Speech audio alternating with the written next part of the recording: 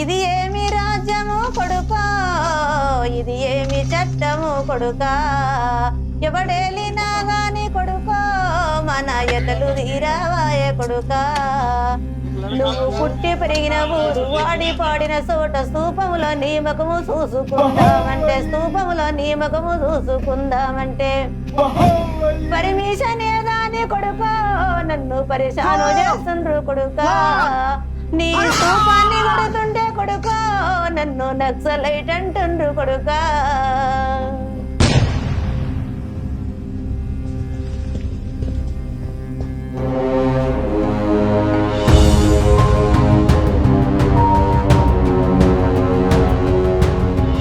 చంద్రబాబు నాయుడు తీవ్ర నిర్బంధ కాలంలోనే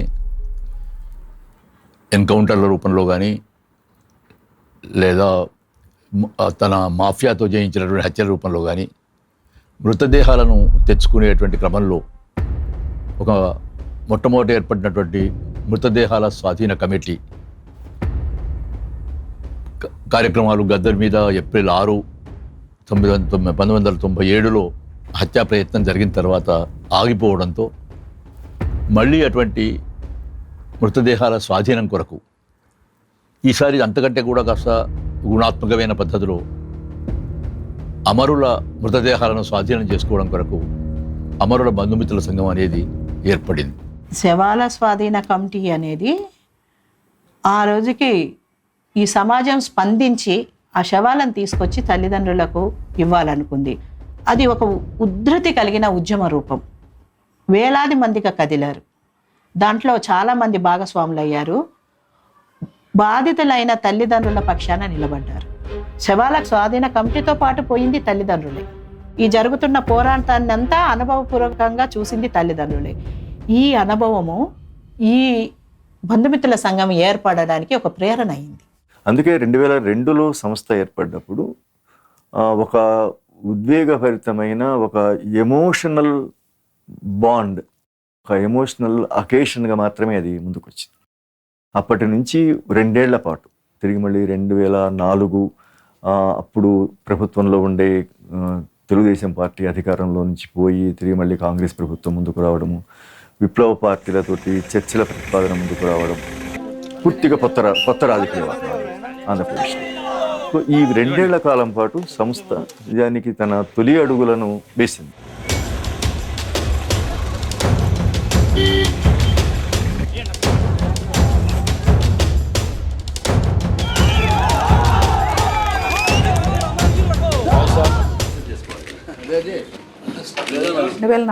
అక్టోబర్లో మావోయిస్టు నాయకులు చర్చలు జరపడానికి వచ్చారు. ప్రభుత్వం వాళ్ళని ఆహ్వానించింది.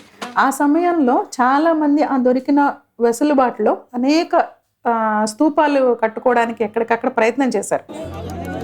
అలాంటి ఒక నేపథ్యంలో తల్లులు ఒక సామూహికంగా తమ దుఃఖానికి ఒక ఎక్స్ప్రెషన్గా ఈ సంఘటితం అయ్యారని చెప్పారు.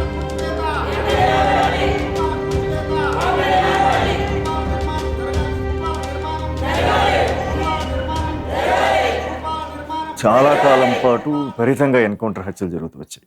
అంటే ఒక రకంగా 92, 93 నుంచి ఒక దశాబ్ద కాలం పాటు 2002 సంస్థ ఏర్పడేంత వరకు ఉమ్మడి ఆంధ్రప్రదేశ్లో చాలా పెద్ద ఎత్తున విచ్చలవిడిగా హత్యాకాండ కొనసాగుతూ వచ్చింది.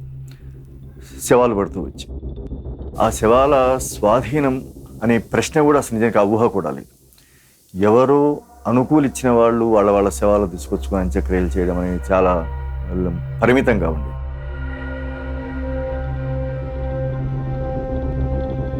శ్రీకాకుళం ఉద్యమంలో అమరులైపోయిన తమాడ గణపతి గారు మా ఫాదరు. అప్పటికి మేము చిన్నపిల్లలు. ఆనాటికి చనిపోయిన డెడ్ బాడీలు ఇవి కూడా మేము శ్రీకాకుళం ఉద్యమాల్లో చనిపోయిన వాళ్ళకి మేము తీసుకురాలేకపోయాం. కోపరడంగ్ ఎన్కౌంటర్లో అమరులైన వాళ్ళు అందరూ కూడాను ఎవరిది మొత్తం శవం మొత్తం వాళ్ళ అమరుల శవాలు ఫ్యామిలీస్ దగ్గరికి రావడం అని కానీ లేకపోతే ఎవరైనా వచ్చి తీసుకున్నారని కానీ మాకు తెలియదు. మిగతా వాళ్ళ సంగతి ఏమో నాకు తెలియదు. కానీ మా బాబాయ్ అంత్యక్రియలు మాత్రం మేము చేయలేదు. ఆయన ఎన్కౌంటర్ ఎప్పుడు జరిగిందో తెలియదు. అందులో ఎంతమంది చనిపోయారో తెలియదు. ఎవరెవరు నాయకత్వం ఎవరు చనిపోయారో తెలియదు. సభ్యులు ఎవరో తెలియదు. ఏమీ తెలియదు. కుప్పడంగా ఎన్కౌంటర్లో అయితే పూర్తిగా బాడీ ఈ డికంపోజ్ అయిపోయి పరిస్థితిలో కూడా మేము దాన్ని తీసుకొచ్చి వేరే చోట తీసుకెళ్ళి పూడ్చుకునే పరిస్థితి చేశాం. అది మా బాధ్యత అని మేము అప్పుడు అక్కడ డిమాండ్ చేయడం అయితే వాళ్ళు అప్పటికే మాకు మీరు ఏ పార్టీ ఏ సంస్థ సంబంధించిన వాళ్ళని మీరు రావడానికి లేదని అనేక రకాలు ప్రశ్నించినా మేము గ్రామస్తులం అనే పేరుతోనే ఈ కార్యక్రమాలన్నీ అప్పుడు చేయడం జరిగింది. తర్వాత ఎన్కౌంటర్లు ఏం జరిగినా గొడ్డపాడు నుండి మాత్రం మేము ఒక గ్రామంగా దానికి అయ్యే ఖర్చు బడ్జెట్తో సహా మేమే వెళ్ళి డెడ్ బాడీలను అడుగు తీసుకొచ్చి దాన్ని కూర్చోడం అనేది జరిగింది. తర్వాత పౌర హక్కులు మిగతా టీం అంతా వచ్చి ఆ కార్యక్రమాలతో వాళ్ళు మేము సహకరించి చేయడం జరిగింది. నేను ఆంధ్రప్రదేశ్ పౌర హక్కుల సంఘం అధ్యక్షురాలుగా ఉన్నప్పుడు ఒక ఈ కుటుంబాల వాళ్ళందరినీ కలిసి ఒక చోటికి తీసుకొద్దాము, అందరూ వాళ్ళు ఏ రాష్ట్రంలో ఉన్నా ఎక్కడ ఉన్నా కానీ ఏ జిల్లాలో ఉన్నా కానీ. ఆ శిబిరం పెట్టిన తర్వాత కొన్నాళ్లకు శ్రీకాకుళం నుంచి ఒక ఆమె వచ్చింది. శిబిరం లాంటివి పెట్టట్లేదు అంటే పౌర హక్కుల సంఘము ఒకటి పెట్టి వదిలేసిందర్లా మీకు అది బాగా అనిపిస్తే మీరే సంఘం అవ్వాలి. మా పిల్లలు చనిపోయిన తర్వాత మేము భార్యాభర్త మా కుటుంబ ఫ్యామిలీ సభ్యులు మొత్తం ఎంత బాధపడుతున్నాం, మిగతా సభ్యులు కూడా అంతే బాధపడుతూ ఉంటారు. వాళ్ళ నాని పలకించినటువంటి వాళ్ళు లేరు. మనం ఒక సంఘంగా ఏర్పడి అమరవీరుల కుటుంబాల దగ్గరకు పోయి వాళ్ళని ఓదార్చాలి, వాళ్ళ డెడ్ బాడీస్ని తీసుకొచ్చి పద్ధతి ప్రకారం అంత్యక్రియలు చేయాలి అనేటువంటి ఒక పర్పస్ తోటి మేము సంఘంగా ఏర్పడ్డాం.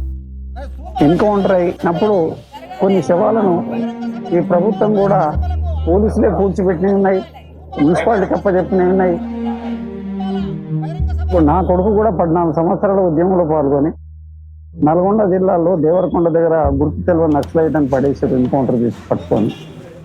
అయితే నా అంతలో నేను తండ్రికి చైతన్యవంతమై పోవడంతో ఆ శవాన్ని తీసుకురావడంతో దాంట్లో ఉన్న పట్టుదల వేరే వాళ్ళకు ఉండదు కాబట్టి చైతన్యవంతమైన కుటుంబాలను దగ్గర తీసి ఒక సమావేశం ఏర్పరిచి అమరుల బంధుమిత్రుల సంఘము అనేది ఒక పేరు పెట్టి చిన్న సమావేశం జరిగింది. ముఖ్యంగా లాటిన్ అమెరికా దేశాల నుంచి మిస్సింగ్ లాంటి నవలలో కనుక మనం చదివితే గౌతమిల లాంటి ప్రాంతంలో వాళ్ళు ఎట్లా పోరాడారు. అక్కడ స్త్రీలు తమ సహచరుల మృతదేహాలను స్వాధీనం చేసుకోవడం కొరకు స్త్రీలందరూ వచ్చి పోలీస్ స్టేషన్లను చుట్టుముట్టడం, కశ్మీర్లో 10,000 మంది అట్లా డిసప్పియర్డ్ పీపుల్ యొక్క మదర్స్ పెట్టినటువంటి ఆర్గనైజేషను, వీటన్నిటి ఉత్తేజంతో అట్లా అమరుల బంధుమిత్రుల సంఘం అనేటువంటిది ఒకటి. తప్పకుండా అమరులకు సంబంధించిన కుటుంబ సభ్యులు ఒకరు ఉంటారు, చాలా సన్నిహితంగా ఉండేటువంటి మిత్రులు ఎవరైనా ఉంటారు. మనము నలుగురం ముందు నిలబడితే మన వెనక రావడానికి సమాజం ఉంది, మనకేమైనా జరిగితే మాట్లాడడానికి నలుగురు బుద్ధిజీవులు ఉన్నారు అనే ఎరుక వాళ్ళకు వచ్చింది. అంటే శ్రీకాకుళం పోరాటం అప్పుడు చూస్తే సత్యం కైలాసాల వంటి వాళ్ళని కూడా వాళ్ళ కుటుంబ సభ్యులకు ఇచ్చేటువంటి ఆనవాయితీ లేని చోట నుంచి పోలీసులు నిలబడి అంత్యక్రియ చేయించినటువంటి పరిస్థితి నుంచి 2002లో అమరుల బంధుమిత్ర సంఘం ఏర్పడిన తర్వాత మాత్రం ఆ స్థితి లేకుండా దాదాపుగా అటువంటి పరిస్థితి లేదు. ఒక సంఘం అనే పదాన్ని వాడడం వలన అవుతుంది అనుకుంటే ఆ పదాన్ని ఉపయోగించుకుందాం అనుకునేదే తప్ప ఇది ఏంటంటే సామాజిక కార్యకర్తల్లాగా ఒక ప్రణాళిక, ఒక నిబంధనావళి, దానికి ఉన్న లేయర్స్తోని పనిచేసిన సంఘం కాదు. దాని ఆఫీస్ బేరర్స్ యొక్క దాన్నే మనం చూసినట్టయితే నిజానికి చాలా చూసేవాళ్ళకు వినేవాళ్ళకు కూడా చాలా ఆత్మీయంగా స్పందించేటువంటి పద్ధతిలో వాళ్ళందరూ కూడా ముఖ్యంగా చాలామంది స్త్రీలే. తమ పిల్లలను కోల్పోయిన వాళ్ళు, తమ సహచరులను కోల్పోయినటువంటి వాళ్ళు, అటువంటి వాళ్ళు ఒక కుటుంబంలో 2, 3 కోల్పోయినటువంటి వాళ్ళు కూడా అమరుల బంధుమిత్ర సంఘంలో చేరారు.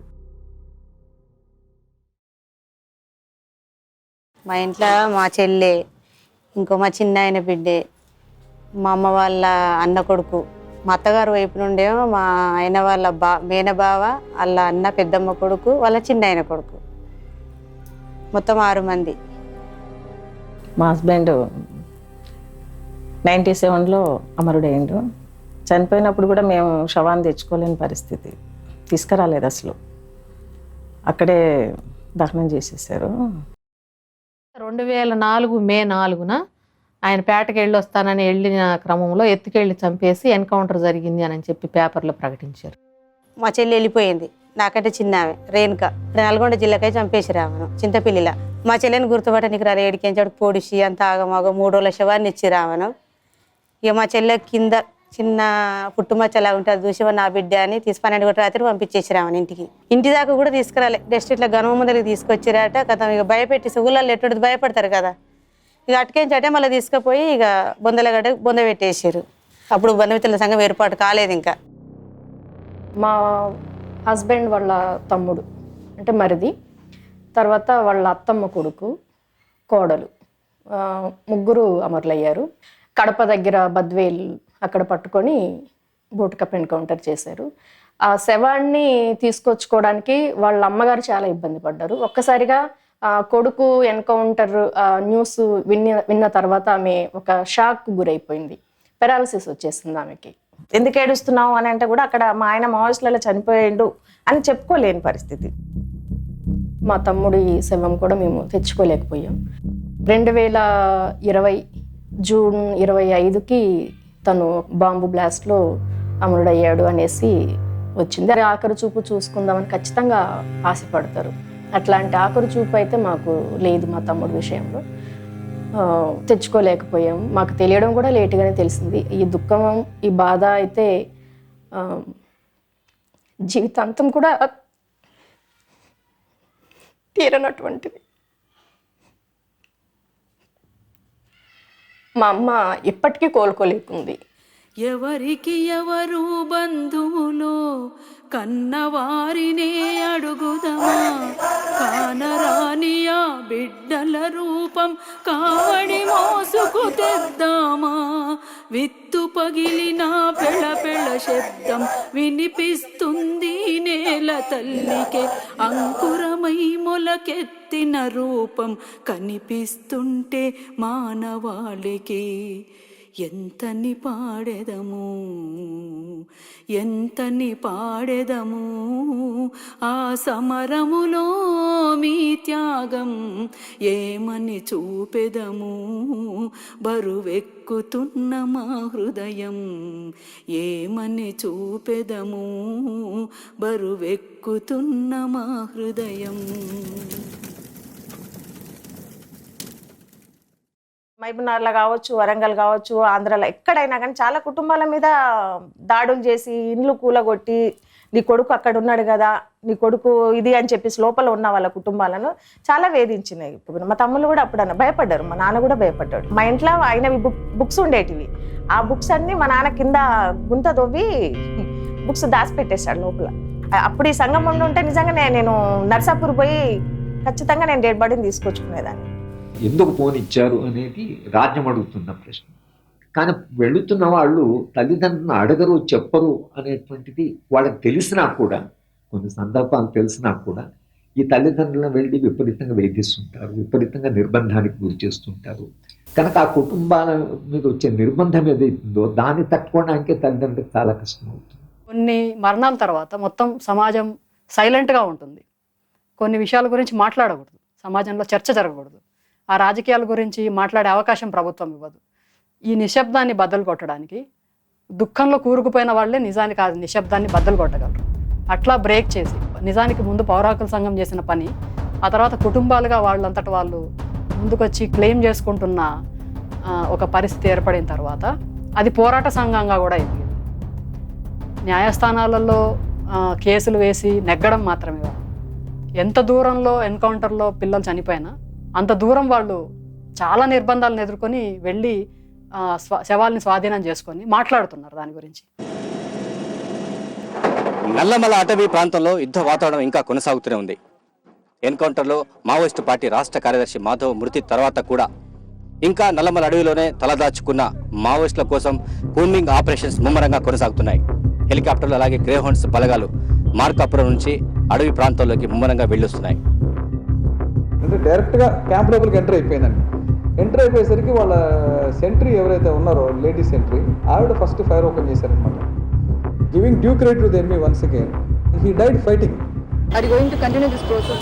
Yes, we will continue this process. Madhav का एनकाउंटर भी फेक एनकाउंटर बोलकर आरोपी कर बिल्कुल नहीं, क्लीन एनकाउंटर है, उधर कोई भी जाके देख सकता है. आजकल बहुत मुश्किल है, आजकल कौन करेगा फेक एनकाउंटर. अपना he will commit himself to all sorts of judicial this thing. 2006లో మాధవ్ ఎన్కౌంటర్ జరిగినప్పుడు అక్కడ చాలామంది చనిపోయారు, ఒక 10 మంది అంటున్నారు, 12 మంది అంటున్నారు, సంఖ్య తెలియట్లేదు. అయితే ప్రచారం చాలా ఎక్కువగా ఉంది మాధవ్ కాబట్టి. 8 మంది చనిపోతే ఉన్నారు అన్న తెలిసిన మీదట ఒక 50-60 మంది కుటుంబాల వాళ్ళు, కుటుంబ సభ్యులందరూ కూడా మా పిల్లలు ఉన్నారంట, మా వాళ్ళు ఉన్నారంట అని వచ్చి సంఘంని కలిసి మాట్లాడే క్రమంలో మరి ఎట్లా తీసుకురావాలి ఏంది, ఎందుకంటే ఇట్లా ఇంతమంది అని చెప్తున్నారు. అక్కడ ఉంది 8 మంది 9 మంది చనిపోయింది. ఇది ఇంకా ఏదో తీవ్రతరం అవుతుంది. ఎంతమంది ఉన్నారో, ఎందుకు ఇంత ఇబ్బంది పెడుతున్నారో తెలియదు. కాబట్టి కోర్టులో కూడా వేస్తామని కోర్టులో కూడా వేశాము. మాకేమి అర్థం కానటువంటి స్థితి. ఎక్కడ ఏ హాస్పిటల్కి తీసుకొస్తారో చెప్పట్లేదు. హోమ్ మినిస్టర్ దగ్గరికి వెళ్ళి మాట్లాడదామని చెప్పి అనుకున్నాం. కన్నాభిరామన్ గారి దగ్గరికి వెళ్ళి ఆయన అపాయింట్మెంట్ తీసుకొని ఫలానా టైంకి వెళ్దాము, చెప్పండి కుటుంబాల వాళ్ళకి కూడా అందరిని రమ్మని చెప్పి చెప్పారు. అందరూ మొత్తం వస్తే అందరు 150 మంది అయ్యారు. సంఘాల వాళ్ళు, కుటుంబ సభ్యులు మొత్తం కూడా.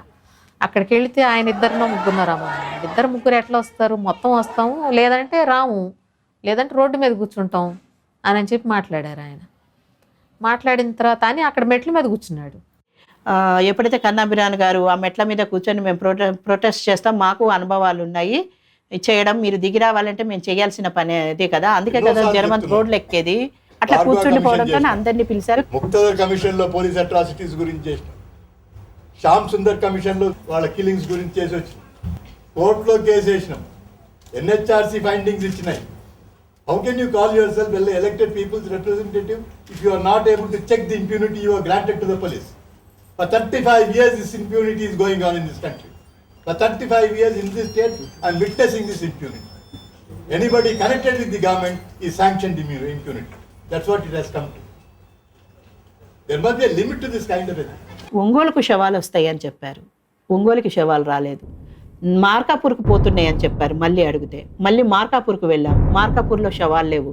ఒక 60-70 మందిని 3 సుమ్మోల్లో తిరుగుతానే ఉన్నాం. అట్లాగూ అన్నము లేదు, మంచినీళ్ళు లేవు, ఏమీ లేదు.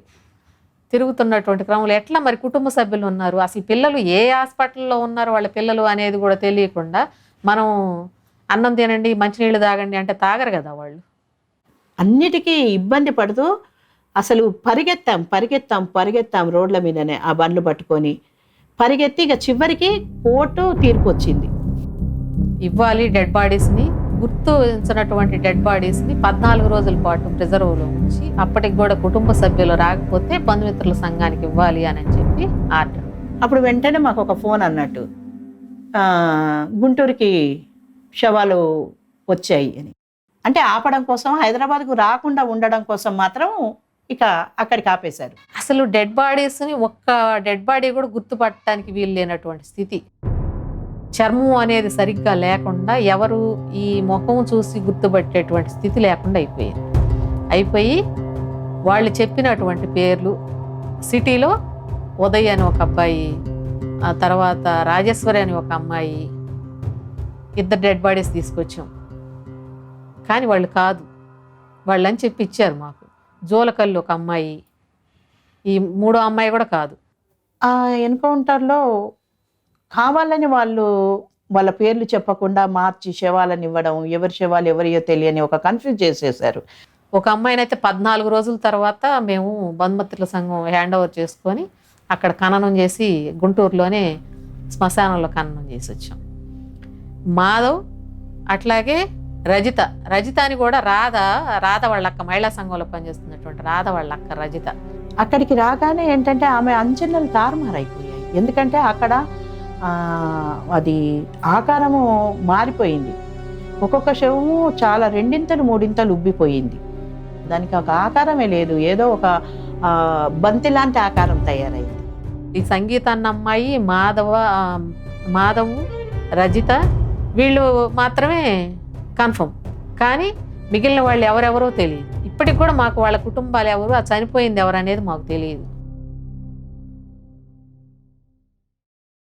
చెయ్యి చూసి గురుతూ బట్ట చేతులన్నీ ఇరిగి ఉండే, కాళ్ళు చూసి గురుతూ బట్ట కాళ్ళ ఏళ్ళు కుక్కలు గుంజే, కండ్లు చూసి గురుతూ బట్ట కండ్లు గండు చీమలు పట్టే, ఏ తల్లి కడుపు పంట, ఏ తల్లి కడుపు పంట, ఎన్ని తీర్లు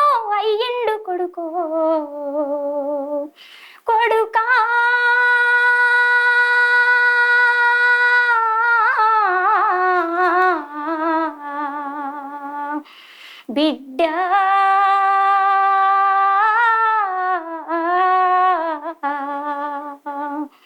గుట్ట పక్కన శవమున్నదంటే గుండెలల్లో గుబులాయనమ్మో గుట్ట పక్కన శవమున్నదంటే.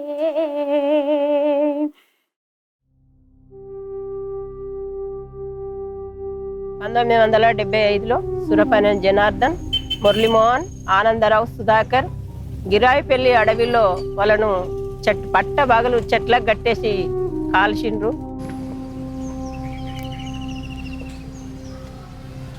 కామ్రేడ్ జన్ను చిన్నాలు అప్పుడు జైల్లోకి వెళ్ళి బయటకు వచ్చిండు ఆయన.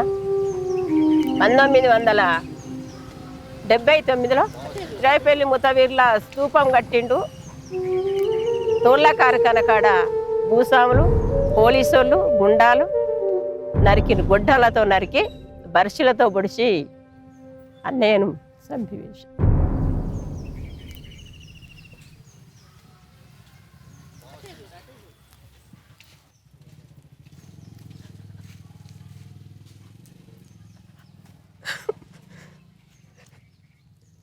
అక్కడికి కామ్రేడ్ కొండెబెల్లి సీతారామయ్య, వరవరరావు సార్ వీళ్ళందరం వచ్చి అమరే కామ్రేడ్ జన్ను చిన్నాలన్నదనక వరంగల్ తిప్పి చిన్నాలన్నని సుతా గిరాయిపల్లి ముతవీర్ల పక్కకు పెట్టబడ్డది.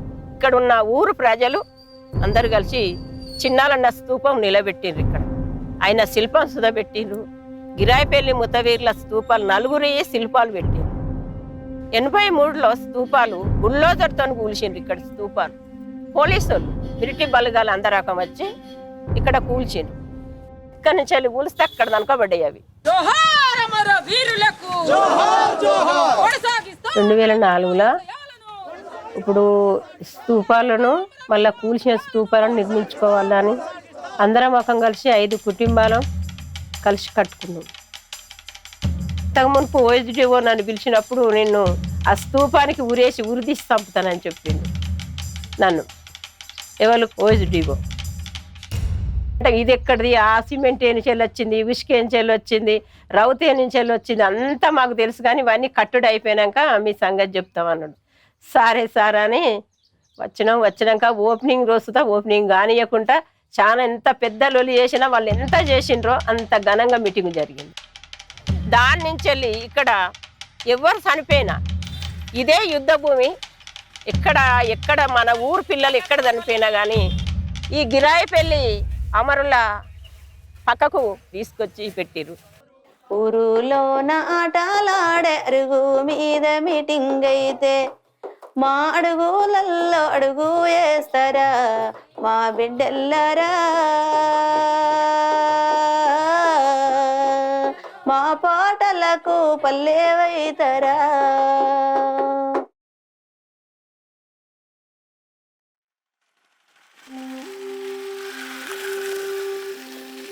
తొంభై 96లో చనిపోయిండు. 10వ నెల 1వ తారీఖు అక్టోబర్ నెలలో. 96లో అన్న జరిగిపోక కంటే ముందు కూడా మా పైన పోలీసుల నిర్బంధం అనేది అనేక రకాలుగా ఉండేది. నాన్నను చిన్నాన్నని పట్టుకొని అయితే వాళ్ళ జీబు అంటే ఒక లోతు ప్రదేశం నుండి ఎత్తైన ప్రదేశానికి దాదాపు 1 కిలోమీటర్ దాకా నెట్టించుకోవడం నేను ఆ చిన్నతనంలో నేను చూడడం జరిగింది. ఒక పిల్లగాడు వచ్చిండు, అమ్మ స్తూపం కడతావా అన్నదంటే ఇద్దరం పోయి ఊళ్ళో అన్ని పార్టీలను అడిగినాం, పెద్దోళ్ళను. అయితే కడదామమ్మా అని అన్నారు. వాళ్ళు ఏం మనకు పైసలు ఇవ్వలే, కానీ మన పైసలే. ఈ కోట పోయినప్పుడు ఈ స్తూపం పోతుంది, ఇక్కడనే కట్టుండ్లా అని అందరూ అక్కడ నిర్ణయం చేసిండ్రు. ఆడ మొదలు పెట్టినాం. మేస్తిని బెదిరించిళ్ళు, రాళ్ళను వేస్తే ట్రాక్టర్ వాళ్ళని బెదిరించిళ్ళు, ఇటుకలు వేస్తే ఇటుక బట్టీల వాళ్ళని బెదిరించిళ్ళు, ఇసుక పంపిన వాళ్ళని బెదిరించిళ్ళు, అన్ని రకాలుగా ఇబ్బంది పెట్టిళ్ళు. మాది అస్సలు పుట్టుపూర్వం కిలావరంగల్న పుట్టిండు కాబట్టికే నేను అక్కడనే కట్టాలనుకున్నా అంతే. ఆడగడితేనే పలానా ఊరు అబ్బాయి అని తెలుస్తుంది. ఆడగట్టకుండా నేను వేరే ఊరు కడగడతా, నీ ఏ ఊరో నువ్వు ఇక్కడ కడతానవన్నా అన్నారా? నాన్నను గుద్దిచ్చిళ్ళు ఒక వెహికల్ తోటి. అది ఎట్లానంటే నువ్వు అది ఆపకపోతే ఇప్పుడు స్కూటర్ తోటి, అది మన హీరో హోండా తోటి అయిపోయింది, లేకపోతే లారీయో కారో ఎక్కుతుంది, చచ్చిపోతావురా, మరి నీ బిడ్డలు ఎట్లుంటారో అని అట్లా కఠినంగా కూడా మాట్లాడాలి అప్పుడు నాన్నను. అప్పుడే మన పద్మకుమార్ అక్క, తనుజ్ అక్క వాళ్ళు ఫస్ట్ టైం మన ఇంటికి రావడం జరిగింది. బంధుమిత్రుల కమిటీ అని ఏర్పడ్డదమ్మా. మనం బంధుమిత్రులము, మనము స్తూపాలు ఓపెన్ చేసుకోవాలి. మన ఇంటికి ఏ పోలీసు వాళ్ళు వచ్చినా ఎవరు వచ్చినా మీరు స్తూపాలు ఎందుకు కట్టిండ్లు అని అడిగితే కూడా గాంధీ తాతది ఉంటుంది, నెహ్రూది ఉంటుంది, మరి ఇందిరాగాంధీది ఉన్నది, ఇక్కడి నుంచి అక్కడ దాకా హుసేన్ సాగర్ మీద అందరి శిల్పాలు ఉన్నాయి, మా కొడుకులో ఎందుకు ఉండదు. ఈ పురావస్తు శాఖ వాళ్ళని చెప్పి, మున్సిపాలిటీ వాళ్ళని చెప్పి, ఇది గవర్నమెంట్ ల్యాండ్ ఇక్కడ కట్టద్దని చెప్పి అనేక రాజకీయ శక్తులు, ప్రభుత్వపరమైనటువంటి అధికారులు అందరూ కూడా రకరకాల ఇబ్బందులకు గురి చేసిళ్ళు. ఆ తర్వాత అమరుల బంధుమిత్రుల కమిటీ సహాయంతో వారితోటి స్తూపాన్ని అయితే పూర్తి చేయడం జరిగింది. ఘనంగా సభ కూడా ఏర్పడడం జరిగింది. అదే రోజు తిమ్మపురంలో స్తూపావిష్కరణ, మార్నింగ్ ఇక్కడ స్తూపావిష్కరణ, ఇక్కడ సభ జరిగిన తర్వాత ఆ రోజు పెద్ద ఎత్తున తిమ్మపురంలో జనార్దన్ అన్న స్తూపావిష్కరణ.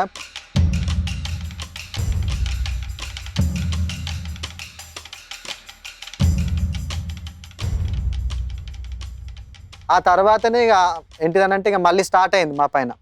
మళ్ళీ పోలీసు వాళ్ళు రావడము, అక్కను ఒక 5-6 సార్లు తీసుకోపోవడము, నాన్న పైన కేసు పెట్టి నాన్న కూడా జైల్లోకి పంపించిళ్ళు. ఎన్నుకుంటారా అని తెలిసింది కాబట్టి అక్కడ స్తూపం కట్టవలసి వచ్చింది. ఒట్టిగా రోగం వచ్చి చచ్చిపోతే ఆడెందుకు కడతా సారు, కట్టపోతుంది కదా అన్నాడట. 3 రోజులు 5 రోజులు ఉంచుకున్నారు. వాళ్ళ అక్కకు ఫోన్ చేస్తే అక్క వచ్చి సెంటర్ జైలు పంపితే సెంటర్ జైల్లో నుండి ఇడిపించుకొచ్చినాం జమనాథ్ మీద.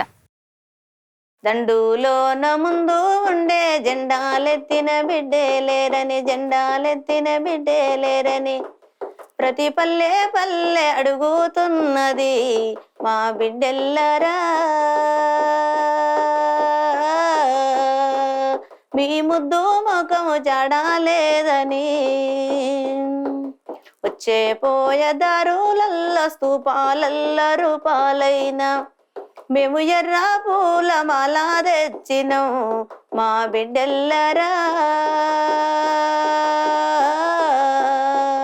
మీ ఎర్ర జెండనెత్తి పట్టినాం.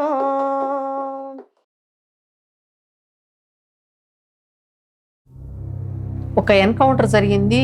ఆ ఎన్కౌంటర్లో ఒక 17 మంది చనిపోయారు. విషప్రయోగం చేసి 17 మందిని చంపానని పొద్దున వార్తలలో వచ్చింది. ఆ ఎన్కౌంటర్లో ఖమ్మం కార్యదర్శి యాదగిరి అని ఆయన, ఆమె కూతురు వెన్నెల అని ఉన్నారు అనేది చెప్పారు. అది పేపర్లో వచ్చింది. అట్లాగే ఆ కుటుంబం కూడా కాంటాక్ట్ చేసింది. 8-9 మంది వచ్చినట్టున్నారు, వాళ్ళు కూడా 9 మంది వచ్చినట్టున్నారు. అందరం కలిసి భద్రాచలం వెళ్ళాం. ఇటు ఆంధ్ర ప్రాంతంలో చంపేసి ఛత్తీస్గఢ్ కుంట బేస్ క్యాంపుల్లో పడేయటం జరిగింది వాళ్ళందరినీ కూడా. ఎందుకు అని అంటే ఇతర రాష్ట్రాలకి అయితే రారు బంధుమిత్రుల సంఘం వాళ్ళు. భద్రాచలం ఎస్పీ దగ్గరికి వెళ్ళాం. భద్రాచలం ఎస్పీ మాతో మాట్లాడాడు.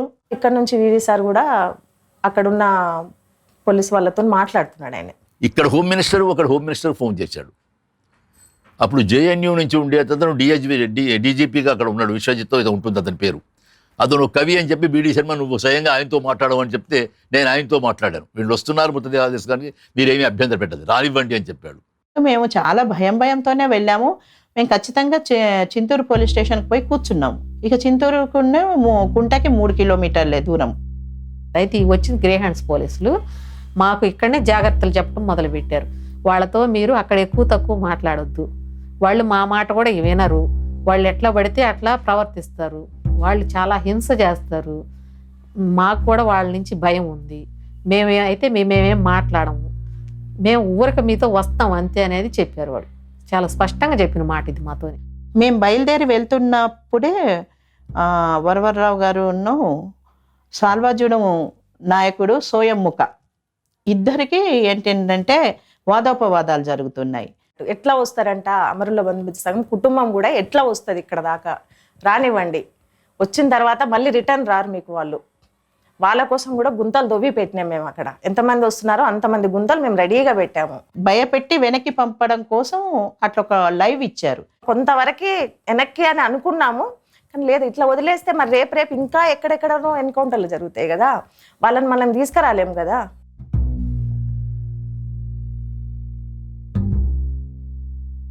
మొత్తం చుట్టూ ఒక కంచేశారు. ఆ కంచెలో కొన్ని డేరాలు లాంటివి మాత్రమే ఉన్నాయి, కొన్ని చోట్ల సిమెంటు ఆఫీసులు ఇల్లు లాంటివి కూడా ఉన్నాయి, కొన్ని చోట్ల ఇసుక బస్తాలు వేసి ఉన్నారు వాళ్ళ సెక్యూరిటీ కోసం ఏదో. 17 నుంచి 20 లోపే ఉన్నారు పిల్లలు.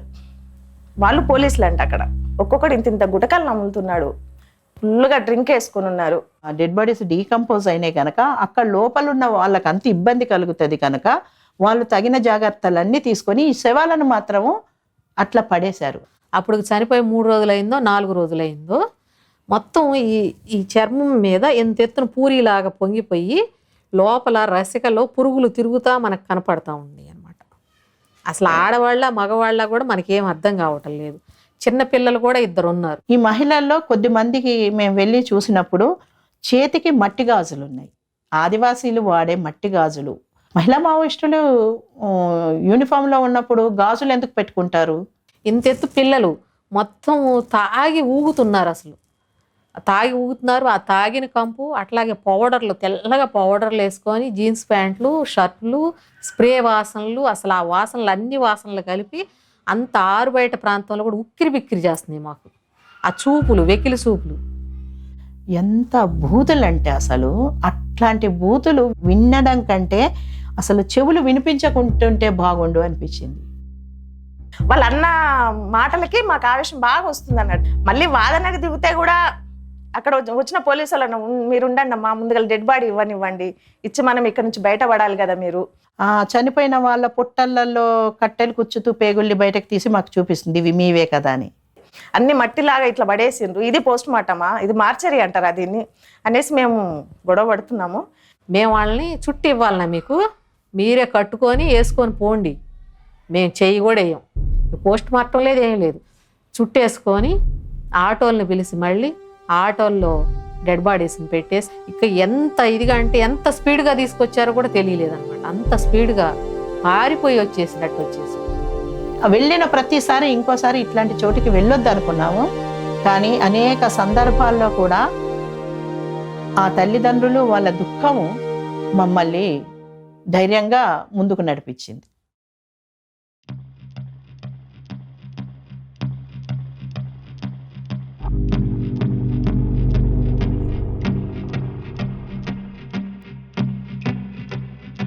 ఉవర్తి ఎన్కౌంటర్లో చనిపోయిన వాళ్ళని ఫస్ట్ భద్రాచలం తీసుకొచ్చారు. భద్రాచలం తీసుకొచ్చి అక్కడ పోస్ట్ మార్టం చేశారు. అక్కడ పోస్ట్ మార్టం చేసి మాకు ఇస్తారని మేము అనుకొని బయట మేము వేచి ఉన్నాం. వాళ్ళని మళ్ళీ తీసుకెళ్ళి కుంటలోనే పడేశారు. అప్పుడు మేము కుంటకు వెళ్ళాల్సి వచ్చింది. చెట్టు కింద మొత్తం పడేసిండ్రు. అప్పటికే బాడీస్ మీద పురుగులు పారుతున్నాయి. పోలీసులు బాగా తాగి కూడా ఉండి అక్కడ ఉండే మఫ్టీలో ఉండేటువంటి గ్రేహౌండ్స్ వాళ్ళందరూ కూడా ఆ శవాల చుట్టూ తిరుగుతూ ఉన్నారు. ఆ ఎన్కౌంటర్లో నాయకత్వం కూడా చనిపోయింది. చనిపోయిన నాయకత్వంలో మహిళలు ఉన్నారు. రాష్ట్ర కమిటీ స్థాయి నాయకుడు ఉన్నారు. వాళ్ళిద్దరు భార్యాభర్తలు చనిపోయారు దాంట్లో, Ravi, Pushpa.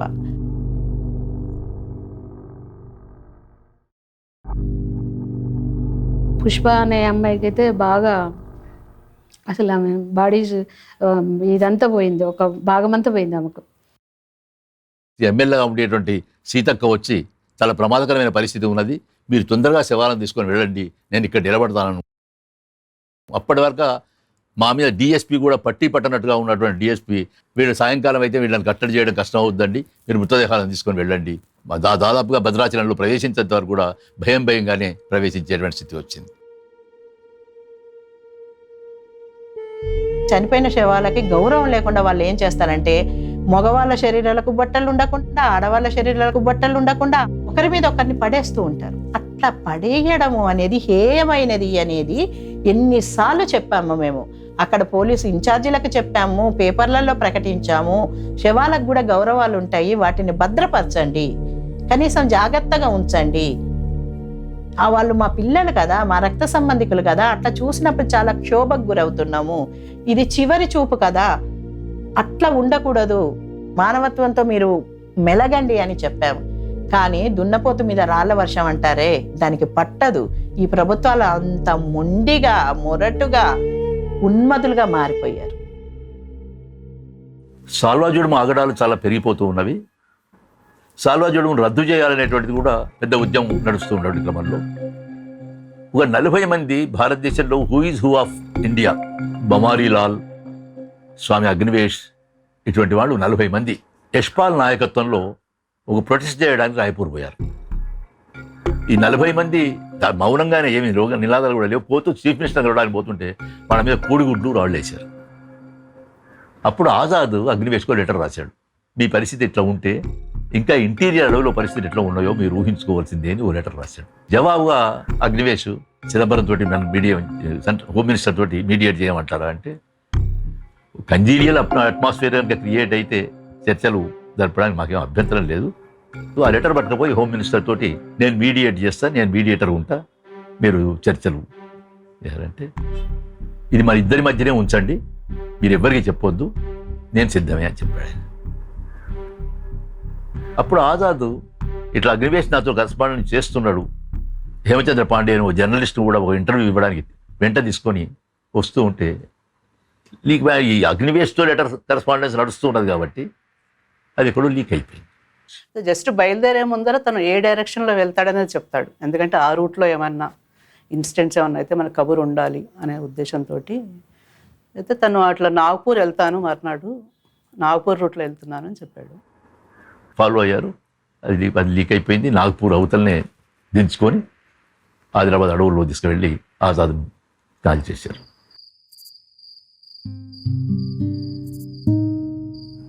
Combing operations organise చేయబడింది. ఆర్గనైజ్ చేసి నిన్న రాత్రి మా వాళ్ళు అక్కడ పైనకి చేరుకునేటప్పటికి అరౌండ్ 10:30 అక్కడ నుంచి మూమెంట్ కనబడింది. నైట్ గ్లాసెస్, బైనాక్యులర్స్ తోటి, నైట్ విజన్ గ్లాసెస్ తోటి ఇలా మూమెంట్స్ విజిబుల్ అయినాక తర్వాత మా వాళ్ళు వాళ్ళకు వార్నింగ్ ఇచ్చారు. వార్నింగ్ ఇస్తే వాళ్ళు అక్కడి నుంచి అరుచుకుంటా ఫైర్ చేయబడింది. ఫైర్ చేస్తే పోలీస్ కూడా రిటాలియేట్ చేసింది సెల్ఫ్ డిఫెన్స్లో. మూడో రోజు పొద్దున్నే 6:30-7 గంటల ప్రాంతంలో టీవీ పెడితే న్యూస్ వస్తాం, ఈయన శరీరం కనిపించింది.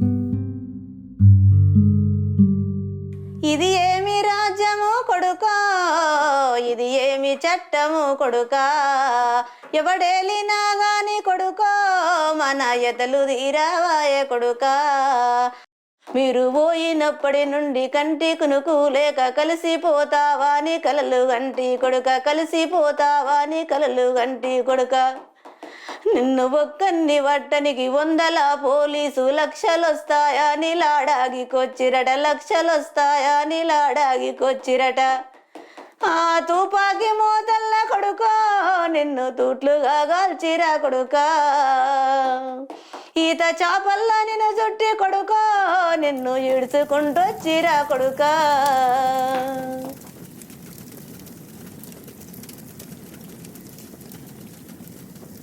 ఆయన పోస్ట్ మార్టం చేసినటువంటి నీలకంఠేశ్వరరావు అనే డాక్టర్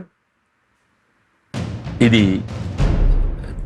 సర్వీస్ రివాల్వర్తో కాల్చినటువంటిదే అనే విషయం, ఇది ఎన్కౌంటర్ కాదు, పట్టుకొని కాల్చింది అనేటువంటి విషయం. అంటే ఆయన మెడికల్ లాంగ్వేజ్లోనే ఇది చెప్పాడు. చెప్తే నిజానికి సుప్రీంకోర్టులో అది ఫైల్ చేసినందుకు చాలా ఫేమస్ అయిపోయింది కూడా. ఇది ఇండియన్ రిపబ్లిక్ తన పిల్లలను తానే చంపుకుంటుందా అని అడ్మిట్ చేసుకున్నప్పుడు కామెంట్ చేసినటువంటి బెంచ్ ఎప్పుడైతే విచారణకు వచ్చినప్పుడు ఆ డాక్టర్ని పిలిపించండి, ఆ పోస్ట్ మార్టం రిపోర్ట్ ఇచ్చినటువంటి డాక్టర్ని పిలిపించండి అన్నప్పుడు పిలిపించలేదు. అలా 2 ఏళ్ల దాకా ఇంకెవరితోటి ఏమీ తెలియలేదు, ఏ కబురు తెలియలేదు, అసలు ఎట్లా జరిగింది అనేది కూడా తెలియలేదు. తర్వాత సరే ఎవరో కలుస్తారు స్నేహితులు రండి అటువైపు అని అంటే సరే బయలుదేరాము. దారిలోనే అరెస్ట్ అయ్యాం. అరెస్ట్ అయినప్పుడు ఒక 6 నెలలు వరంగల్ జైల్లో ఉన్నాను. అట్లాగే ఆదిలాబాద్ కోర్టులో ఈ కేసు ముఖ్యంగా పద్మ మళ్ళీ జైలు నుంచి బయటకు వచ్చిన తర్వాత మళ్ళీ తను కూడా నాకు బయటకు వచ్చిన తర్వాత తను కూడా సాక్ష్యం ఇస్తానని మా ఇంట్లో నుంచి బయలుదేరిపోయిండు. అట్లా బబిత కూడా సాక్షులుగా ఉండి, బబిత కూడా నా ఇంట్లో నుంచి ఫోన్ చేసిపోయిండు, ట్రైన్ ఎక్కినాక కూడా నాకు ఫోన్ చేసిండు. ఇంక పోయేదేమున్నది ఇంతకంటే అది చెప్పిండు అన్నమాట విషయాలు. వాళ్ళు చెప్పి అగ్నివేష్ కూడా స్వయంగా వచ్చి నేనే మీడియేట్ చేసిన కాబట్టి నేను గిల్టీ ఫీల్ అవుతున్నాను చెప్పి, నిజానికి ఇప్పటికీ ఇంకా ఆదిలాబాద్ కేసు బహుశా నేను క్లోజ్ కూడా చేయలేదు, ఎందుకంటే సురేష్ వెళ్ళి వాదించాడు, చాలా బాగా వాదించాడు కూడా ఆయన. అది ఆ స్థితిలో ఉండిపోయింది.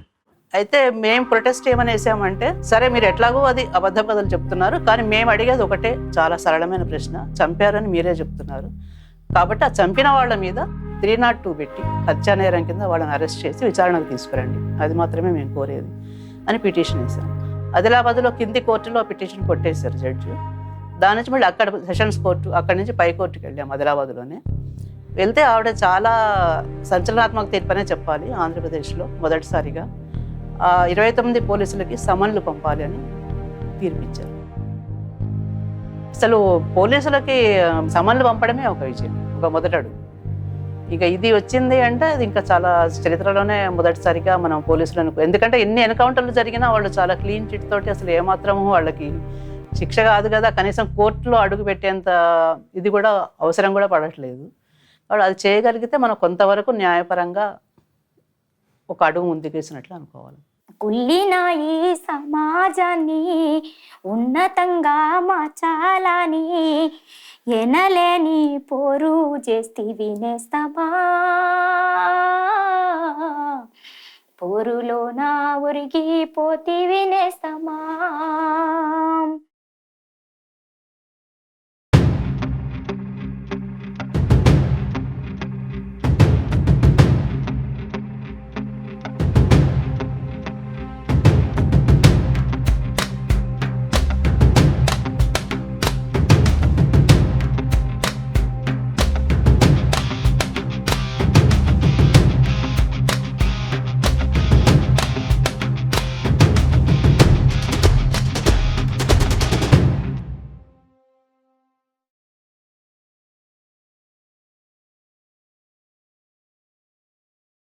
కిషన్జీ ఎన్కౌంటర్ ఏమో జరిగింది కలకత్తాలో జరిగింది. పైగా అది కూడా మిడ్నాపూర్ అడవులలో ఎక్కడో వచ్చేసి, అంటే ఎక్కడ పట్టుకుపోయి ఆయన నిజానికి దండకారణ్యం నుంచి పురూలియా జిల్లాలో ప్రవేశిస్తూ ఉన్నాడు.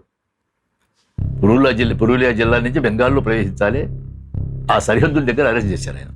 అంతవరకు చర్చలకు ప్రతిపాదన చేసి చిదంబరంతో కూడా స్వయంగా ఫోన్లో ఆయన మాట్లాడాడు కిషన్జీ. అటువంటి పరిస్థితుల్లో ఆయన ఎన్కౌంటర్ చేసి ఆ మిడ్నాపూర్ అడవులలో ఛిద్రం చేసి శరీరాన్ని, కన్ను కూడా తీసేసి ఈ పెదవు కూడా తీసేసి ఛిద్రం చేసి పడేస్తే నేను కలకత్తాకు పోతే, ఇక కలకత్తా ఎయిర్పోర్ట్ నుంచి ఆ బందోబస్తు, అక్కడ పోలీసుల ఆ బెదిరింపులు, అంటే వాళ్ళు కలిసి వాళ్ళు ఊహించని విషయం అది. వేల మంది వచ్చారు అక్కడికి. మిడ్నాపూర్ పోయి ఆ డెడ్ బాడీ తీసుకొని వస్తుంటే विश्वास करते हैं कि फेक एनकाउंटर है? बताइए, आप विश्वास करते हैं कि किसान जी एनकाउंटर में मर गया? एनकाउंटर नहीं, फेक एनकाउंटर. ఫ్లైట్ ఆపి మమ్మల్ని ఆ ఫ్లైట్లో ఎక్కించి, అంటే వాడు పోలీసులు తలుచుకుంటే ఏం చేయగలరనేటువంటి పరిస్థితిలో మమ్మల్ని ఎక్కించి ఇంత చేస్తూ ఉంటే మాకు చాలా మర్యాదపూర్వకంగానే డెడ్ బాడీ చెప్పాల్సి. అయితే ఏంటంటే జనంలోకి వెళ్లకుండా మమ్మల్ని తప్పించి గాడ్ స్పీడ్ లాగా మమ్మల్ని ఎయిర్పోర్ట్లో తీసుకొచ్చి వందల మంది పారామిలిటరీ ఫోర్సెస్ మమ్మల్ని ఫ్లైట్లో ఎక్కించి తీసుకొచ్చి దించే వరకు, సరే వాళ్ళ జాగ్రత్తలు మేము బెంగాల్లో కానీ కలకత్తా కానీ పోకుండా చేసిందని మేము అనుకుంటున్నాం, కానీ దించిన తర్వాత మేము ఊహించలేదు. కార్గోలో డెడ్ బాడీని పంపించేసి మమ్మల్ని అరెస్ట్ చేసేసారు. కాకపోతే అయితే మేము చాలా పెద్ద ఎత్తున ప్రొటెస్ట్ చేస్తే మేము అరెస్ట్ చేసాం, కానీ పెద్ద పెళ్ళికి మిమ్మల్ని తీసుకుపోతాం.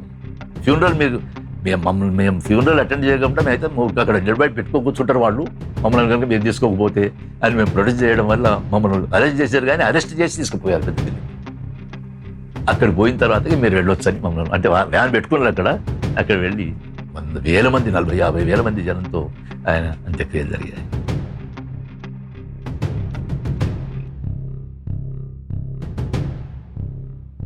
పద్మకుమారి వెళ్ళి అక్కడ మాట్లాడిన తీరు ఇవన్నీ చూస్తూ ఉంటే వాళ్ళకు చాలా ఆశ్చర్యం అనిపించింది. అక్కడ వాళ్ళకు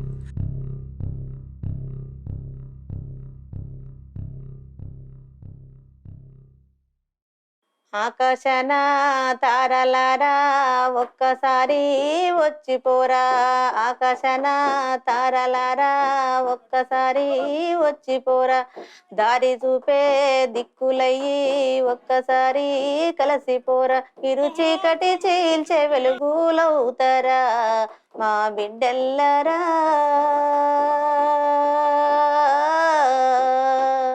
మీరు పండు వెన్నెల పంచిపోతారా,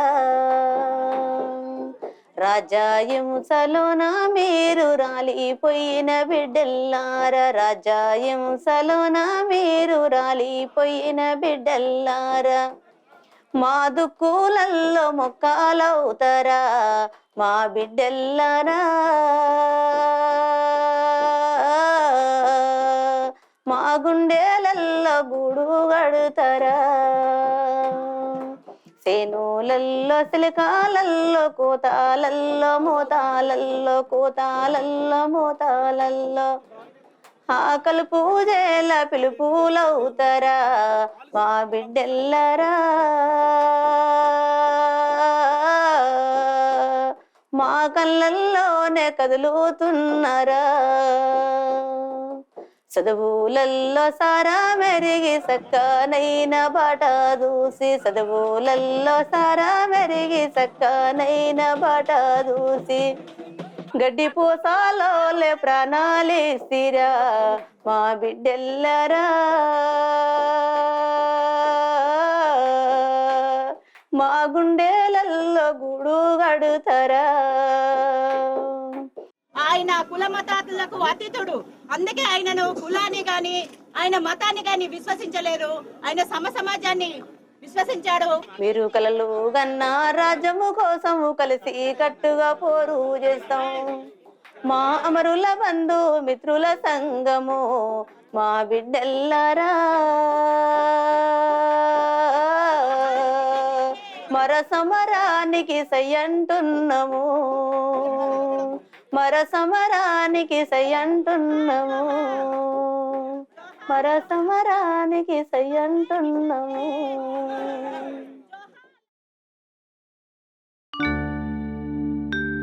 నా పేరు సుభద్ర. అందులో నేను పార్టీలో పోయినా.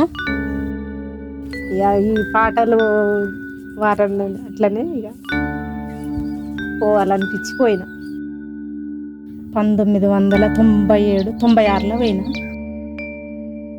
అలానే పెళ్ళైంది. ఇక అనారోగ్యంతో బయటకు వచ్చిన, గర్భిణితో వచ్చిన. సలెండర్ అయినా ఇంటి దగ్గర అమ్మ వాళ్ళ దగ్గరనే ఉంటున్నా. ఇక అలా తర్వాత ఇక బాబు పుట్టిండు. 2 నెలలు అవుతుంది పుట్టి, కానీ ఇక అప్పటికే ఎన్కౌంటర్లో చనిపోయిండు. శ్రీకాంత్ చనిపోయిండు కదా. ఇక శ్రీకాంత్ చనిపోయిన తర్వాత ఇక ఇప్పుడే వీళ్ళంతా నాకు పరిచయం అయింది. ఇక అప్పటి నుంచి ఇక వాళ్ళతోటి ఉంటున్నా. ఏదన్నా నన్ను అడగాలనిపించినా ఏదైనా కానీ ఇక వాళ్ళతోటి మాట్లాడతా, ఇక వాళ్ళతోటి ఉంటా. వీళ్ళు నాది భూమి అంతా గుంజుకున్నారక్క, మీరు రారా మాట్లాడరా, మేము అది ఇది మరి అని ఇట్లా అంటది, కోపం పడుతుంది. మళ్ళీ కాసేపు నాకు ఎవరున్నదక్క మీరు రాకపోతే అది ఇది అని మళ్ళీ బాధపడుతుంది. సంవత్సరానికి ఒకసారి అట్లా వస్తుంది కలవని. ఇక వాళ్ళతోటే ఉంటున్న సంఘంలో. ఇప్పుడు జనం కోసం పనిచేసినాం కదా, నేను కూడా పార్టీలో తిరిగిన కాబట్టి ఏందంటే మనకున్న సమస్య, మనకున్న బాధ ఇప్పుడన్నా ఒకసారి అట్లా ఫోన్ చేసి ఇట్లా అక్క ఎట్లా బతకాలి ఎట్లా అది ఇది అని వాళ్ళ సలహాలు తీసుకుంటూ మనకొక్కరికొక్కళ్ళం ధైర్యం చెప్పుకోవడమే.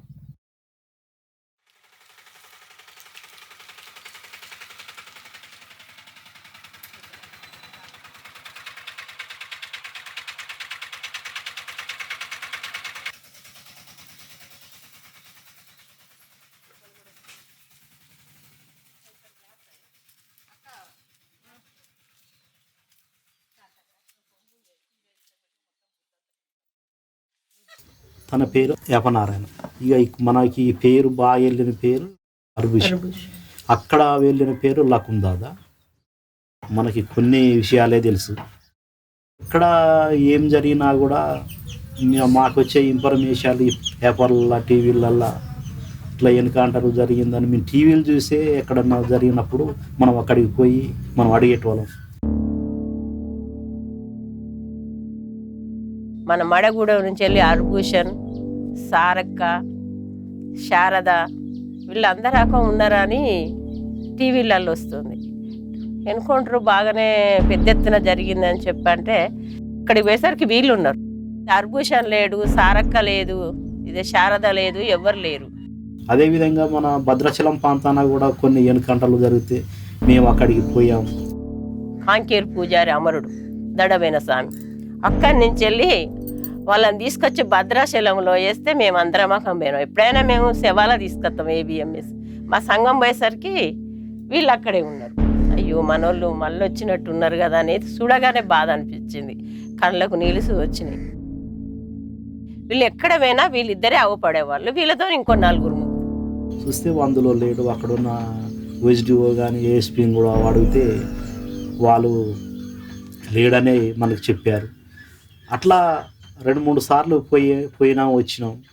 ఇంకా ఎక్కడో ఎన్నుకుంటారు. అయితే మళ్ళీ మేము ఆ భద్రాచలంలో ఉన్నాం, మళ్ళీ వచ్చిండ్రు.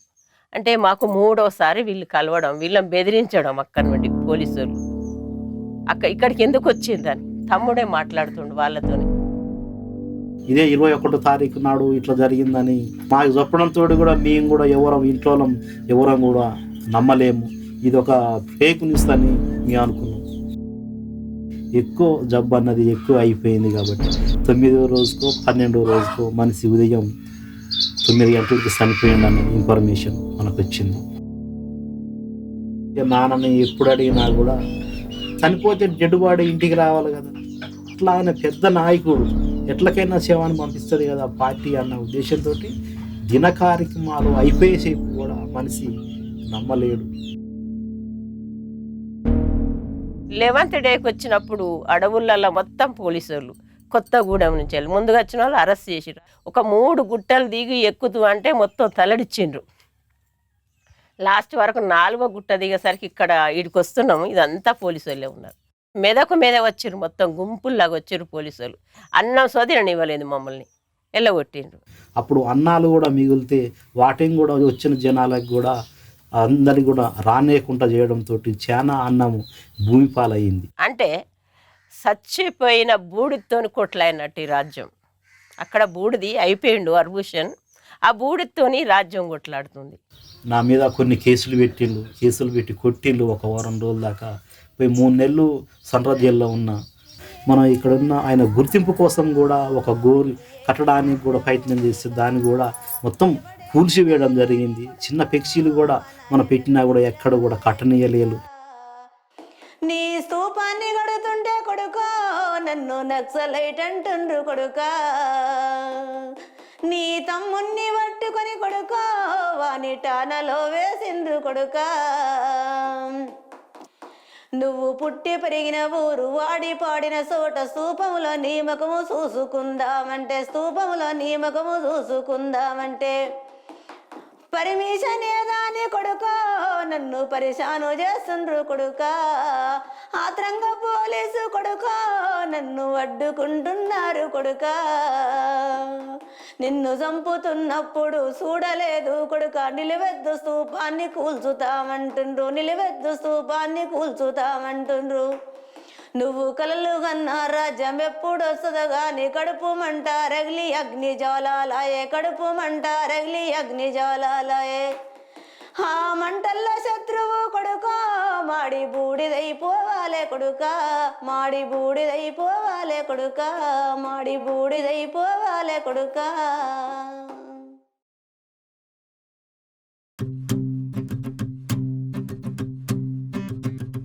సుభాష్ నగర్ నుంచి, అల్వాల్ నుంచి, వెంకటాపురం, బొల్లారం, యాప్రాల, మొత్తంగా చెప్పాలంటే కంటోన్మెంట్ ఏరియా నుంచి 60 మంది విప్లవోద్యమంలో వెళ్ళారు. అంత మాత్రమే కాదు, ఇది హైదరాబాదు రాజధాని నగరం. ఇక్కడి నుంచి పోయిన వాళ్ళు మాత్రమే కాదు, ఇక్కడ ఆర్గనైజ్ చేయడానికి వచ్చిన వాళ్ళు, ఏదో ఈ రూపంలో హైదరాబాద్తో సంబంధం ఉన్నవాళ్ళు, వీళ్ళందరి కొరకు ఈ స్తూప నిర్మాణం. చిన్నదైనా పర్వాలేదు ఇక్కడే కట్టాలని ఈ ప్రాంతవాసి అయిన నర్సన్న ఆధ్వర్యంలో ఇక్కడ ఈ స్తూప నిర్మాణం అనేది చేపట్టడం జరిగింది.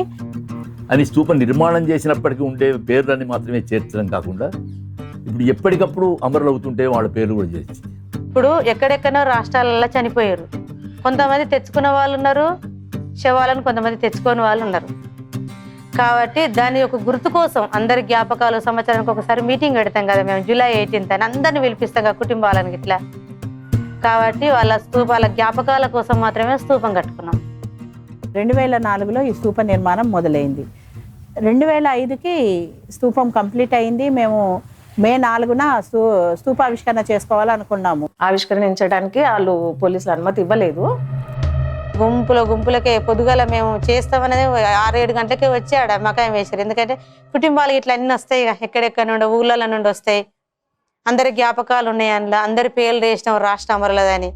మొత్తం మందిని ప్రజా సంఘాల వాళ్ళను, వస్తున్న ప్రజలని, వివి గారిని, తర్వాత రత్నమాలని, అమరుల కుటుంబాలని అందరినీ అరెస్ట్ చేసి దాదాపు ఒక 8 పోలీస్ స్టేషన్లలో పెట్టారు. స్తూపం కాడికి వద్దామనేసి ఇంకా పిల్లల్ని అందరిని తీసుకొని వెనక నుండి వస్తుంటే కూడా వాళ్ళు స్తూపానికి కొంచెం ముందు ఇట్లా మన గేట్ అంతా దూరంలో మమ్మల్ని అందరిని అడ్డుకున్నారు. అడ్డుకొని స్తూపాన్ని ఆవిష్కరించనివ్వలేదు. అప్పుడు ఆవిష్కరణ ఆగిపోయిందా? లేదు. అమరుల కుటుంబాలు ఫోర్స్గా ఒక వెల్లువలాగా వచ్చి వాళ్ళు తెచ్చుకున్న పూలను దూరం నుండే దాని మీద విసిరేశారు. ఆవిష్కరణ ఆగిందా? కాకపోతే దాన్ని తాకలేకపోయారు.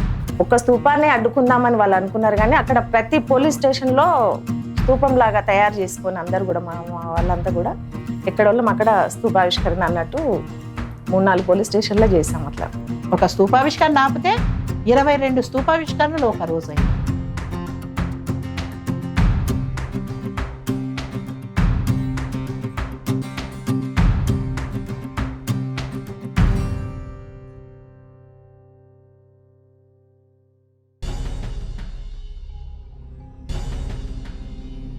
సూర్యం మా ఇద్దరి కంటే చిన్నవాడు. అంటే నేను నాకు ఇద్దరి కంటే చిన్నవాడు తమ్ముడు. అంటే నేను నాకు ఇద్దరు తమ్ముడు. సూర్యం తమ్ముడు. సూర్యం అన్నయ్య కొడుకు. నాకు సంవత్సరం క్రితం వెళ్ళాడు లోపలికి, తర్వాత సంవత్సరం క్రితం వెళ్ళాడు. చనిపోయి కూడా 5 రోజులు అవుతుంది అని చెప్పేసి, చనిపోయి కూడా 5 రోజులు అవుతుంది అని చెప్పేసి పోలీసులు వచ్చారు. ఈ లోపు పోలీసులు పోలీసులు వచ్చారు. నాన్ని కొంత లెక్కలేనితనంగా బెదిరింపుగా మాట్లాడారు. నాన్ని కొంత లెక్కలేనితనంగా బెదిరింపుగా మాట్లాడుతున్నారు. ఇలా పంపించావటన్నారు. ఎందుకు పంపించావట అని చెప్పేసి నాన్న మీద కొంత తాడావుడి చేయటం, ఒక అన్నయ్య కొడుకు తాడావుడి చేయటం, కూర్చోబెట్టడం, ఇదంతా గందరగోళం చేశారు. మరి ఇప్పుడు బాడీని ఎలా తీసుకొచ్చుకుంటారు ఏంటి అని మరి ఇప్పుడు బాడీని ఎలా తీసుకొచ్చుకుంటారు అంటే మేము అమరుల బంధుమిత్రుల సంఘం వాళ్ళు సంప్రదించాం. అంటే మేము ఫ్యామిలీ వెళ్ళి సంఘం వాళ్ళు సంప్రదించాం. మేము ఫ్యామిలీ వెళ్ళి సంఘం వాళ్ళతో వెళ్ళి తీసుకొచ్చుకుంటాం అని చెప్పేసి కొండ మీదకి ఎక్కాము. అప్పటికే తవ్వటం మొదలు పెట్టారు. కొండ మీదకి ఎక్కాము. అప్పటికే తవ్వటం మొదలు పెట్టేశారు. ఆ చెక్కపెట్టలో పూడ్చి పెట్టి పెట్టేశారు. ఆ చెక్కపెట్టలో పూడ్చి పెట్టి వాళ్ళు తీసి కడిగి ఇచ్చారు. చూడలేదు అసలు, తట్టుకునేది కాదు. నేనైతే తెలిపి ఇప్పుడు కూడా ఏంటంటే ఇంకా ఎక్కడో ఉన్నాడు ఏమన్నా ఫీలింగ్, అంటే ఇంకా ఎక్కడో ఉన్నాడు ఏమన్నా ఫీలింగ్, అంటే కుళ్ళిపోయి పురుగులు పట్టేసి ఇంటికి కుళ్ళిపోయి పురుగులు పట్టేసి బాడీ మీద 5 రోజులు ఆ చర్మం అదంతా నా బాడీ మీద చిరక అంటుకుపోయి, ఆ చర్మం అదంతా నా చేతులకి చిరక అంటుకుపోయింది. అమరుల బంధుమిత్రుల సంఘం రావడము, ఊర్లో అమరుల బంధుమిత్రుల సంఘం రావడము, వీళ్ళందరి సహకారంతో సూర్యం అంతిమ యాత్ర బాగానే జరిగింది. అంతిమ యాత్ర బాగానే జరిగింది. ఇబ్బంది ఉన్నప్పుడు మేము తెచ్చుకోవటం మేము తెచ్చుకోవటం అంటే ఎంత డబ్బులు పెట్టినా కూడా అక్కడికి వెళ్ళాలి కదా, ప్లేస్కి వెళ్ళాలి. ఎంత డబ్బులు పెట్టినా కూడా అక్కడికి వెళ్ళాలి కదా, ప్లేస్కి వెళ్ళాలి. తన ఇన్స్పిరేషన్ తోటి అమరుల బంధుమిత్రుల తన ఇన్స్పిరేషన్ తోటి అమరుల బంధుమిత్రుల్లో సంఘంలో సభ్యత్వం తీసుకున్నాం. అందుకే అమరుల బంధుమిత్రుల బట్టి 10 రోజులు కాదు 5 రోజులు కాబట్టి 10 రోజులు కాదు 5 రోజులు కాదు తీసుకొచ్చుకోగలుగుతున్నాము. ఆ కుటుంబాన్ని తీసుకొచ్చుకోగలుగుతున్నాము. ఎట్లున్నా సరే ఏదైనా సరే చూడగలుగుతాం. ఎట్లున్నా సరే ఏదైనా సరే చూడగలుగుతాం. మా బిడ్డ అని చెప్పి గుండెలకు చూసి మా బిడ్డ అని చెప్పి గుండెలకు హత్తుకోగలుగుతాం. ఇంటి ముందు చింత చెట్టు మీద కాకమ్మాడికే వస్తాడానుంటే నా కొడుకే వస్తాడాసే ముందుకుంటే పాలు తెచ్చి ఏ దారి చూకుంటినా ఏ దారి చూసినా ఎవ్వరూ పాశమన్నం పాసిపాయే పాశమన్నం పాసిపాయే కొడుకా నా ముద్దు కొడుకా కొడుకా నా ముద్దు కొడుకా ఎక్కడా పోతివిరో ఎక్కడా పోతివిరో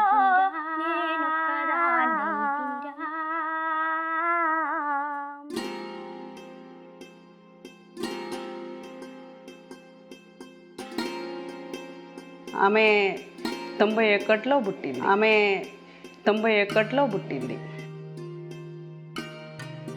బీటెక్ ఇక్కడ అయిపోయిన తర్వాత ఎంటెక్ హైదరాబాద్, ఇక్కడ అయిపోయిన తర్వాత ఎంటెక్ హైదరాబాద్లో సెకండ్ ఇయర్లో వెళ్ళిపోయింది.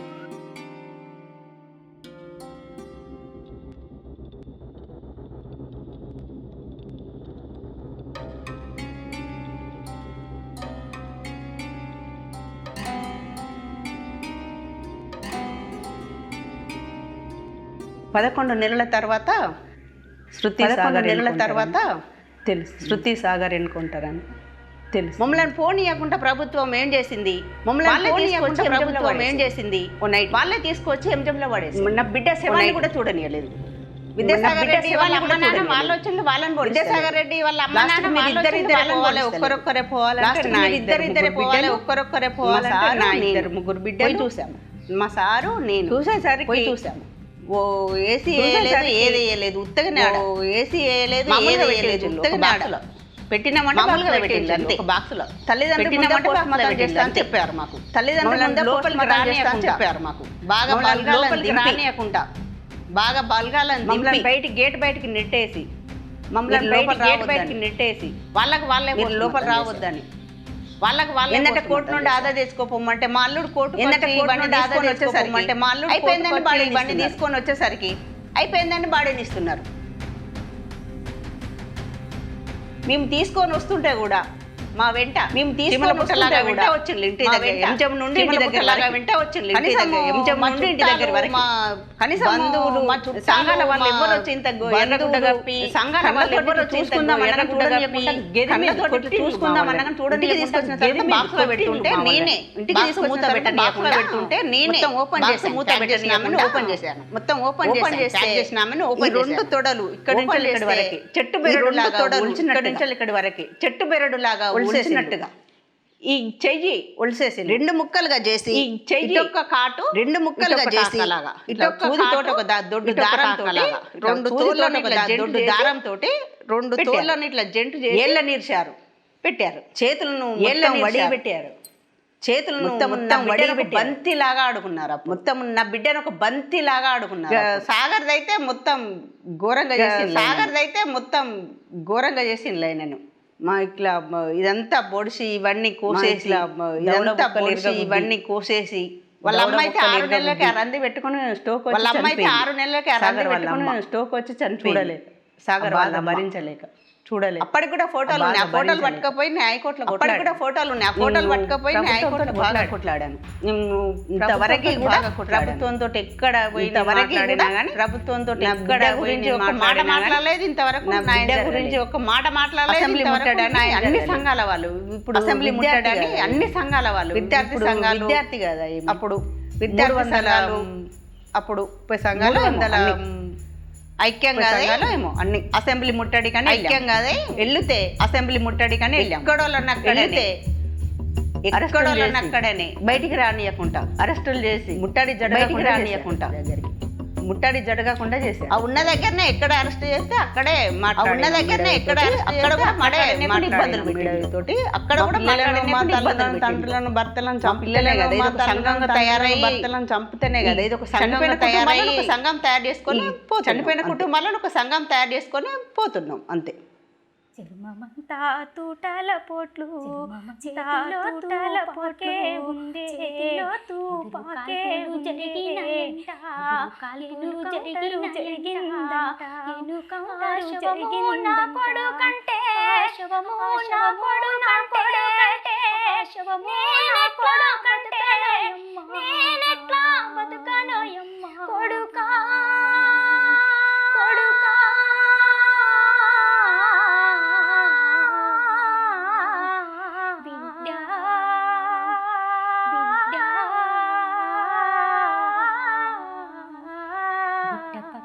శవమున్నదంటే గుండెలల్లో గులాయన శవమున్నదంటే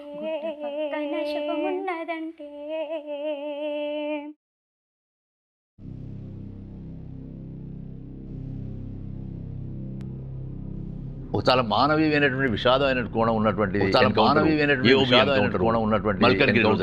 ఏఓబి ఎన్కౌంటర్ దాదాపు వెళ్ళేంత వరకు కూడా ఎవరు అమరులయ్యారనే విషయం ఎవరు అమరులయ్యారనే విషయం మొదలుకుంటే ఉదయ్ పేరుతో ఉదయ్ పేరుతో ఉండే ఎవరెవరు తప్పుదారి పట్టించేది అక్కడ ఎవరెవరు రమణ వాళ్ళు ఉన్నారనేటువంటి క్రమంలో వాళ్ళు ఉన్నారనేటువంటి అన్ని సంఘాల వాళ్ళు క్రమంలో దాదాపుగా మేము అన్ని సంఘాలు మల్కన్గిరికి ప్రవేశించే దగ్గర విశాఖపట్నం కూడా మల్కన్గిరికి ప్రవేశించే దగ్గర విశాఖపట్నం కూడా ఎవరైనా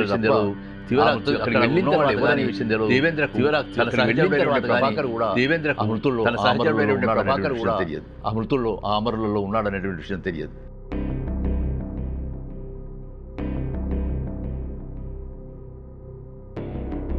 ఇక్కడ నుంచి అక్కడ వరకు 32 బాడీలు బండ పెట్టారు. ఇక్కడ నుంచి అక్కడ వరకు 32 బాడీలు బండ పెట్టారు.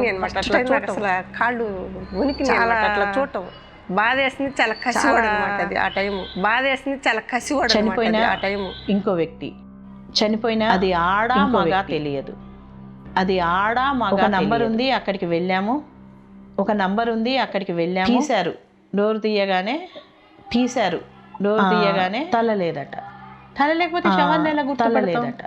తల లేకపోతే శవాన్ని ఎలా గుర్తుపడతాం? కానీ ఎవరిది అది? మొండెం ఉంది. వెంటనే కానీ ఎవరిది? పోలీస్ ఆఫీసర్ వరవరరావు గారు వెళ్ళిపోయి పోలీస్ ఆఫీసర్ని నేను వరవరరావు గారు ఎంత ఈజీగా తీసుకుందంటే ఎంత ఈజీగా తీసుకుందంటే అని ఒక కానిస్టేబుల్ తీసి తల లేదంట, అక్కడేమైనా పడిపోయిందేమో వెతకండి, లేదంట అక్కడేమైనా పడిపోయిందేమో వెతకండి. పెట్టిన వాళ్ళకు బాక్సులు, కొట్టిన వాళ్ళకు దానికి నంబర్ వేసిన వాళ్ళకు, ఫోటో తీసిన వాళ్ళకు దానికి నంబర్ వేసిన వాళ్ళకు, ఫోటో తీసిన వాళ్ళకు గణేష్ అనుకొని అప్పటికి బయటకు వచ్చి ఆయన సోదరుడు ఆయన సోదరుడు పెద్ద వ్యాన్ పెద్దన్న ఇద్దరు కూడా పెద్ద వ్యాన్ తీసుకుని తీరా వచ్చే వరకు అతను లీడని తెలిసి ఆ వ్యాన్ తీరా వచ్చే వరకు అతను లీడని ఊహించి అందులో వాళ్ళని తీసుకురావడానికి ఊహించని వాళ్ళు అందులో వాళ్ళని తీసుకురావడానికి అటువంటి ఘట్టాలు కూడా చూసాం. క్రమం కూడా అటువంటి ఘట్టాలు కూడా చూసాం.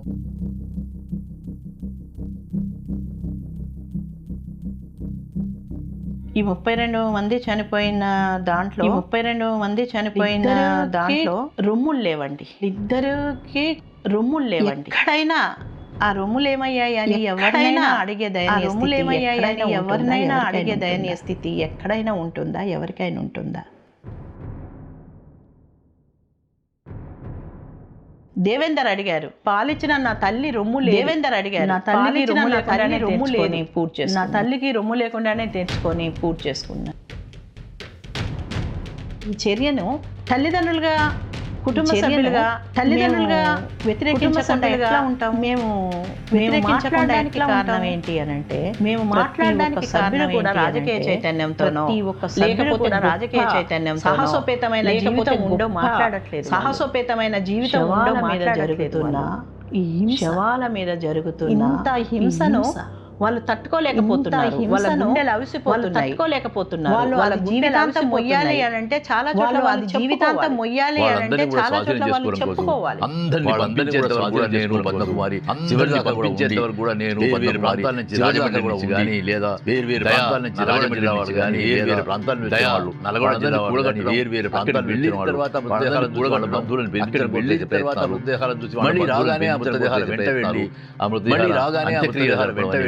ఆ మృతదేహాలు ఇంకో రాష్ట్రంలో వెళ్ళేటువంటి సాహసోపేతమైనటువంటి చర్య కూడా అయిపోయింది.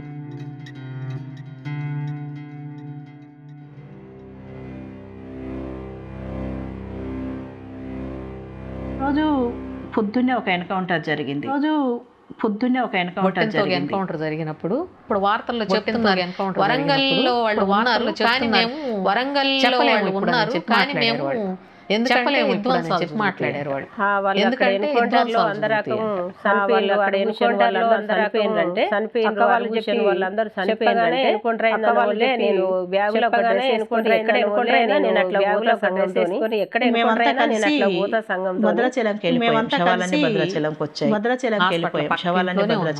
ఈ గోడ నానుకొని కనీసం ఒక 15 అడుగుల దూరంలో కనీసం ఒక 15 అడుగుల దూరంలో పేపర్ వచ్చింది.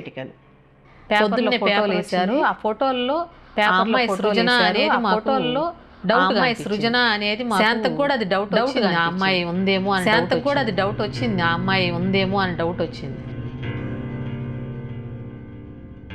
శాంత అన్న జన్ను చిన్నాలు శాంత అన్న జన్ను చిన్నాలు శాంత బంధుమిత్రుల సంఘంలోకి వచ్చింది. అట్లా శాంత బంధుమిత్రుల సంఘంలోకి వచ్చేటప్పుడు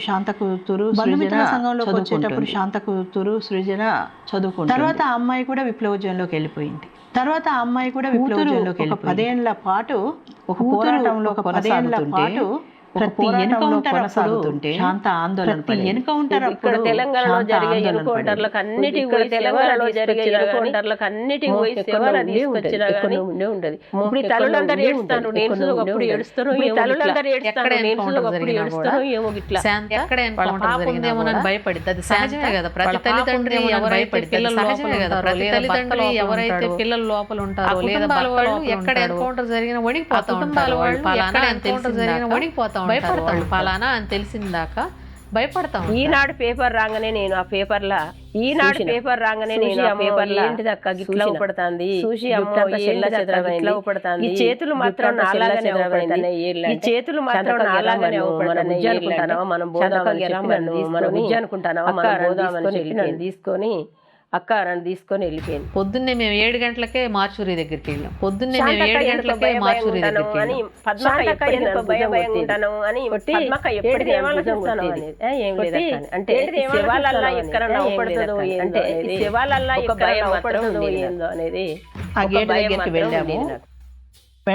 దగ్గరికి వెళ్ళాము. అక్కడ ఉన్న పోలీస్ ఇన్ఛార్జి వచ్చి ఒక పేపర్ వచ్చి ఎవరు నవతాన పేరు నాకు తెలియదు. నవతాన పేరు నాకు తెలియదు. 5వ నంబరు డబ్బా కడి 5వ నంబరు డబ్బా అర్థమైపోయింది.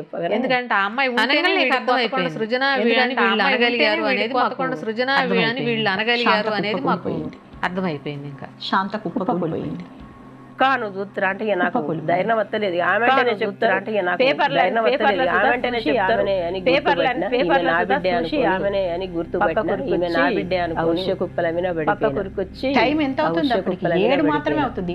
టైం 7 గంటలకే అతని దగ్గర పేపర్లు ఉండవు. ఆ పేపర్లో 7 గంటలకే అతని దగ్గర పేపర్లు ఉండవు. ఆ పేపర్లో అదంతా డీటెయిల్స్ ఉండడం. వాళ్ళు అది అంతకుముందే అదంతా ప్రకటించి చెప్పొచ్చు. వాళ్ళు అది ప్రకటించి లేదా మేమంతా అక్కడే ఉన్నామని చెప్పొచ్చు. ఆ మాట మేమంతా అక్కడే ఉన్నామని చెప్పలేదు.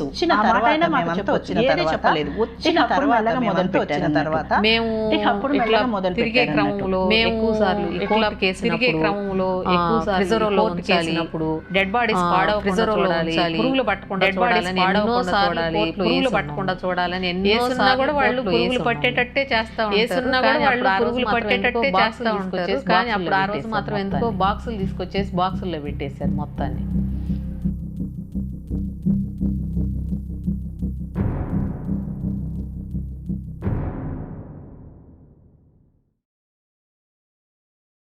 వర్షం చూసుకుంటా వస్తుంటే అందరూ చిన్నపిల్లలు చూసుకుంటా వస్తుంటే ఆదివాసీ చిన్నపిల్లలు ఆదివాసీ పిల్లలు ఒక 2-3 మాత్రం దళసరి 2-3 మాత్రం అమ్మాయి ఆ అమ్మాయి కూడా చిన్న వయసు పెద్ద అమ్మాయి ఒక అమ్మాయి ఆ అమ్మాయి కూడా చిన్న వయసు సోని అమ్మాయి ఒక ఆమె ఇంకొక ఆమె సోని అని ఈ అమ్మాయి సృజన అట్లాగే ఈ అమ్మాయి సృజన వీళ్ళు మనకు తెలిసిన వాళ్ళు తెలియని వాళ్ళు చిన్న చిన్న పిల్లలు మనకు తెలిసిన వాళ్ళు తెలియని వాళ్ళు చిన్న చిన్న పిల్లలు ఒక 3 ఉన్నారు.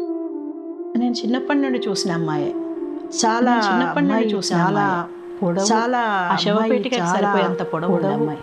ఆ శవపేటికి సరిపోయేంత పొడవు ఉంది. గాయాలతో మొహం వాల్చి ఉంది. శవము అప్పటికి పాడ గాయాలతో ఉంది. శవము చాలా బాగుంది. మొహం కనిపిస్తుంది చాలా బాగుంది. పక్కకు ఉన్నా కూడా మేము చూస్తున్న అమ్మాయి కాబట్టి పక్కకు ఉన్నా కూడా నేను మేము అమ్మాయి కాబట్టి గుర్తుపట్టి శాంత శాంత దగ్గరకు రాలేదు అని చెప్తే తన దగ్గరకు రాలేదు. అసలు చూడలేదు, చూడటానికి కూడా ఆమె ఇష్టపడలేదు. దగ్గరకు రాలేదు అసలు చూడటానికి కూడా ఆమె ఇష్టపడలేదు. వచ్చింది కానీ ఆమె ఎడంగానే అక్కడ దాకా వచ్చింది కానీ ఆమె ఎడంగానే ఆగిపోయింది.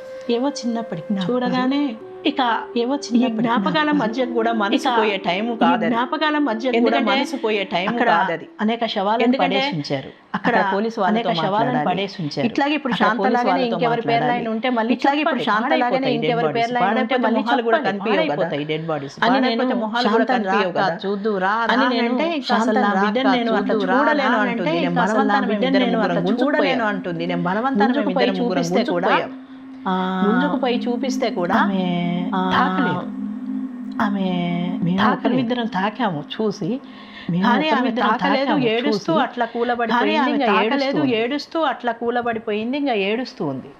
నేను అన్నాను, నీకు తెలుసు కదక్క రేపటికి శవం ఇట్లా ఉండదు, తెలుసు కదక్క రేపటికి శవం ఇట్లా రోజున్న తాజా స్పర్శ రేపటికి ఉండదు, ఈ రోజున్న తాజా స్పర్శ రేపటికి ఉండదు, ఇది చివరి స్పర్శ, ఇది చివరి స్పర్శ నీకు, నీ కూతురు తల నిమురు, కావాలంటే తల నిమురు, చెంపలు నిమురు, కావాలంటే నువ్వు చెంపలు ఇది పోతే గనక నీకు నువ్వు ఆ స్పర్శ పోతే గనక నువ్వు ఎప్పటికీ తాకలేవు, స్పర్శ ఉండ చెప్పినా కూడా నువ్వు ఎప్పటికీ తాకలేవు, ఎంత చెప్పినా కూడా గడ్డగట్టిపోయింది. అనేక సార్లు బిడ్డ వెతుక్కున్న తల్లి, అనేక సార్లు బిడ్డ కనిపించినా కూడా తల్లి, ఈసారి బిడ్డ కనిపించిన బిడ్డను తాకే సాహసం చేయలేకపోయింది, ఆ బిడ్డను తాకే సాహసం చేయలేకపోయింది. నా బాడంతా మొద్దు బారిపోయింది,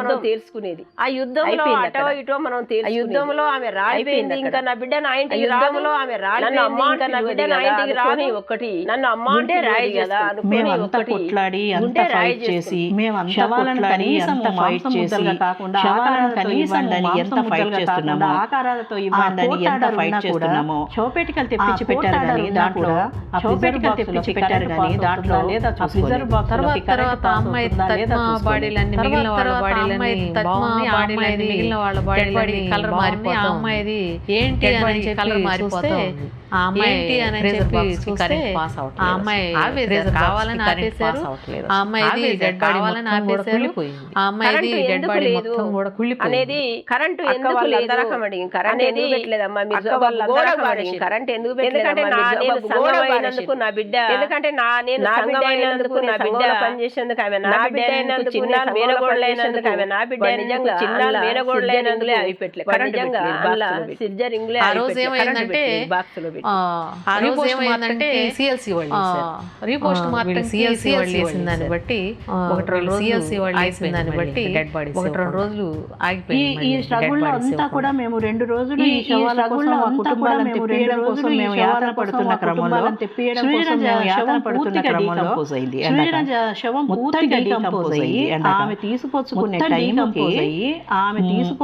టైంకి మట్టి ముద్దలు రాలుతాయి కదండి, సిమెంట్ గోడ కట్టుకోవడానికి సిమెంట్ కదండి, సిమెంట్ గోడ కట్టుకోవడానికి సిమెంట్ నెల కలుపుకుంటాము, ఆమె కట్టిన పాలిథిన్ నుండి అలా ఆమెను కట్టిన పాలిథిన్ నుండి అలా మాంసం ముద్దలు అలా పడిపోతున్నాయి అన్నట్టు, మాంసం ముద్దలు అలా పడిపోతున్నాయి అన్నట్టు. అప్పుడు ఆ తల్లికి సృహ వచ్చింది, అక్కడ నా బిడ్డ పట్టుకోవాలి, నా బిడ్డ ఇట్లయితే నేను ఎట్లా పట్టుకోవాలి నా బిడ్డని, నేను సృజన్ని ఎట్లా ముట్టుకోవాలక్క, నేను నా బిడ్డని సృజన్ని ఎట్లా ముట్టుకోవాలక్క, నేను నా బిడ్డని ఎట్లా ముద్దాడాలి. మనిషి గడ్డగట్టిపోయిన మనిషి దాన్ని జీర్ణించుకోండి, బిడ్డ మరణాన్ని జీర్ణించుకోండి, బిడ్డ మరణాన్ని జీర్ణించుకోవాలనుకుంటుంది, బిడ్డని అక్కడ తాకే పరిస్థితి లేకుంటుంది, కానీ అక్కడ తాకే పరిస్థితి లేదు. ఇసుక లాంటి ఇసుక లాంటి ఏం చేయాలి, ఆ పదార్థాన్ని ఆమె ముట్టుకొని ఏం చేయాలి, మళ్ళీ ఆ మూటలోకి వేయాలి, ఆ మూటలో కట్టు, మళ్ళీ ఆ మూటలోకి స్పర్శ కాదు, ఆ మూటలో యాతన, అది స్పర్శ కాదు, అది జీవితం అంతా ఆమెకు, అది జీవితం అంతా వేదనభరితమైన స్పర్శ, వేదనభరితమైన లాస్ట్ వరకు సృజన శవం కాడ సుత లాస్ట్ వరకు సృజన శవం కాడ సుత పొంగులు బట్టి అట్లనే చేసే టైం వచ్చింది, పొంగులు ఇన్ని రోజులు బిడ్డ పని చేసింది, ఇన్ని రోజులు బిడ్డ పని చేసింది చెప్పింది, పొంగులు బట్టి మా వాళ్ళు డబ్బులు అంటే మళ్ళీ వాళ్ళు మా వాళ్ళు అన్ని శవాల కాడ మళ్ళీ దగ్గర వస్తు డబ్బులు లేకుండా, అన్ని శవాల కాడ సంఘం దగ్గర వస్తు డబ్బులు లేకుండా వాళ్ళ కుటుంబానికి సహకరింపులు బట్టి చేస్తాము, వాళ్ళ కుటుంబానికి అలాగనే సృజన సుత అట్లే వచ్చినాం,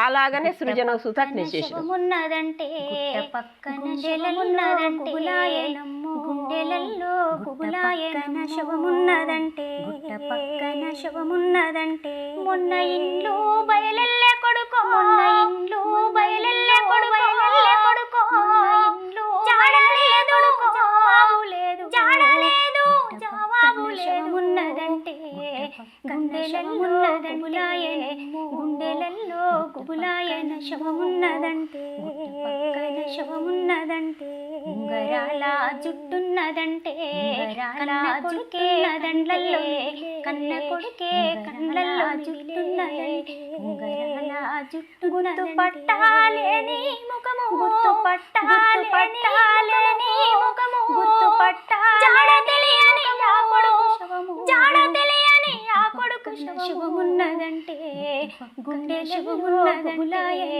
గుండెలలో గుబులాయన శవమున్నదంటే శవమున్నదంటే.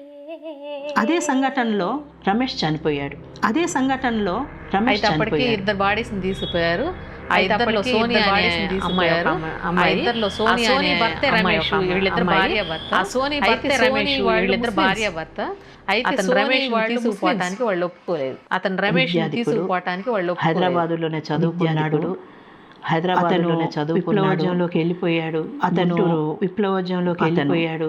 గుంటూరు విప్లవోద్యమంలోకి వెళ్ళిపోయిన తర్వాత ఎప్పుడు వెనక్కి తిరిగి విప్లవోద్యమంలోకి వెళ్ళిన తర్వాత ఎప్పుడు వెనక్కి తిరిగి సాదుకున్న తల్లి ఉన్నది, ఒక తల్లి కన్న తల్లి సాదుకున్న తల్లి ఉన్నది, ఒక తల్లి కన్న తల్లి. కొడుకు చనిపోతే వృద్ధాప్యంలో తెచ్చుకోలేని కొడుకు చనిపోతే వృద్ధాప్యంలో తెచ్చుకోలేని మేము రాలేము. ఇప్పుడు ఇట్లా చనిపోయాడని తీసుకొని వచ్చి ఎక్కడైనా సరే కొంచెం మీరు తీసుకొని వచ్చి ఎక్కడైనా ఎప్పుడైనా వచ్చి ఆ స్థలాన్ని చూసుకుంటాము, మేము ఎప్పుడైనా వచ్చి ఆ స్థలాన్ని చూసుకుంటాము అని చెప్పి దానికోసం అని చెప్పి సంతకం పెడితే ఇస్తాం అన్నారు. దానికోసం అని చెప్పి సంతకం పెడితే ఇస్తాం అన్న తర్వాత పెడతామండి అంటే సరే నేను పెడతానులే అని అన్న తర్వాత పద్మ ఏముందంటే సరే నేను పెడతాను తీస్తే దాంట్లో ఏమైందంటే రమేష్ పద్మ తీస్తే దాంట్లో ఏమైందంటే రమేష్ పద్మ మిత్రుడు అని చెప్పి సంతకం పెట్టమన్నారు. ఎంత పెద్ద సంఘర్షణ జరుగుతుంది, ఎంత పెద్ద సంఘర్షణ జరుగుతుంది. రేపొద్దున సంఘాన్ని నిషేధించడానికి వాడికి కావాల్సిన వనరులను తీసుకోకపోతే ఏమవుతుంది అని అంటే ఒక శవాన్ని వదిలేసిపోతే ఏమవుతుంది అని అంటే ఒక శవాన్ని వదిలేసిపోయిన ఒక అపరిదిష్ట కూడా వెలితే మూట కట్టుకోవాల్సి ఒక అపరిదిష్ట కూడా తల్లుల కోరిక తీర్చాలనా లేకపోతే మిత్రుడు కాదు అని చెప్పి వదిలేసిరావాలనా లేకపోతే మిత్రుడు కాదు అని చెప్పి వదిలేసిరావాలనా ఒకటే అన్నారు. ఏం చేద్దాం అనుకున్నప్పుడు ఈ నిమిషాన మూసేసినా పర్వాలేదు, ఈ నిమిషాన అరెస్ట్ చేసినా పర్వాలేదు, ఈ నిమిషాన అందరూ ఎవరు తీసుకుంటున్నారో వాళ్ళని తీసుకుపోయినా పర్వాలేదు కానీ శవాన్ని తీసుకుంటున్నారో వాళ్ళని తీసుకుపోయినా పర్వాలేదు కానీ శవాన్ని తీసుకెళ్ళాలి.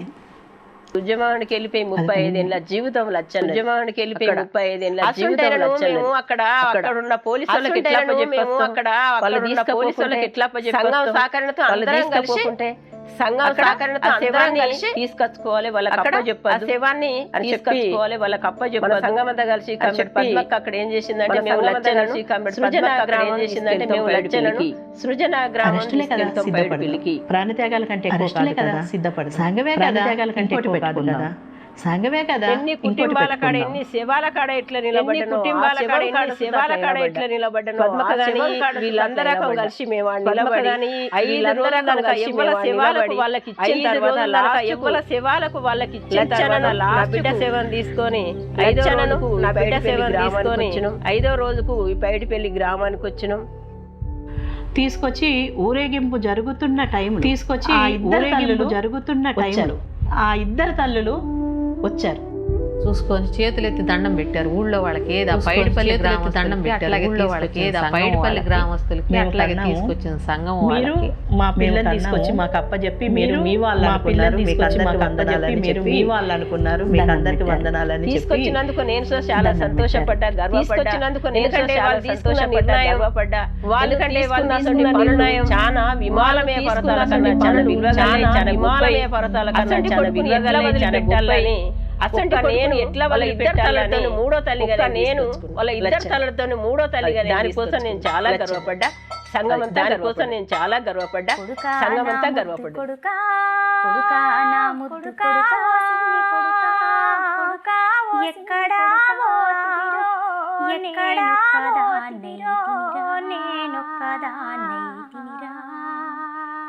కడుపారాగన్నా కడుపారా తల్లినిరా కన్న తల్లినిరా నేను కలలెన్నో కన్నరా నేను కలలెన్నో కన్నరా కెమ్మతో నల్లని కాకెమ్మతో చల్లంగా కబూరంపు కనబడ్డోళ్ళను అడిగినా కానరావాయ కొడుకా నా ముద్దు కొడుకా నా ముద్దు కొడుకా నా సిన్ని కొడుకా ఎక్కడా పోతిమిరో నేనొక్కదాన్నైతినిరా కొడుకా నా ముద్దు కొడుకా నా ముద్దు కొడుకా నా సిన్ని కొడుకా ఎక్కడా పోతిమిరో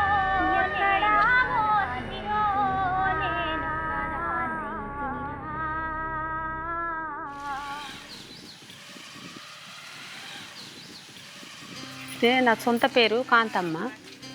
నా సొంత పేరు కాంతమ్మ. ఒక ఆదివాసి బిడ్డని మావోయిస్టు పార్టీలోకి వెళ్ళిన ఒక వెళ్ళిన తర్వాత ఇంటికాడ చదువుకోని వెళ్ళిన తర్వాత ఇంటికాడ చదువుకోని పార్టీలో మంచిగా చదువుకుని పేపర్ బట్టి చదివేది మంచిగా కూడా పేపర్ బట్టి చదివేది అన్ని రోజుల తర్వాత పెళ్లి చేసుకున్న పార్టీలని రోజుల తర్వాత పెళ్లి చేసుకున్న పార్టీలని నాకు ఒక పాప బయటకు వచ్చేసి భర్త 2009 భర్త 2009 సుధాకర్ అన్న అంత్యక్రియలకు పోయినాం. సుధాకర్ అన్న అంత్యక్రియలకు పోయినాం. పోయి బంధుమిత్రుల సంఘంలో కలిసిన బంధుమిత్రుల సంఘం దగ్గరికి వచ్చింది కలవటానికి. అప్పటికి మా సంఘం 3-4 సంవత్సరాల నుంచి చెప్తున్నానక్క మీకోసం నేను కూడా సంఘంలో పనిచేద్దామన్నానక్క మీకోసం నేను కూడా సంఘంలో పనిచేద్దామని చెప్పి రాష్ట్ర కమిటీ సభ్యురాలు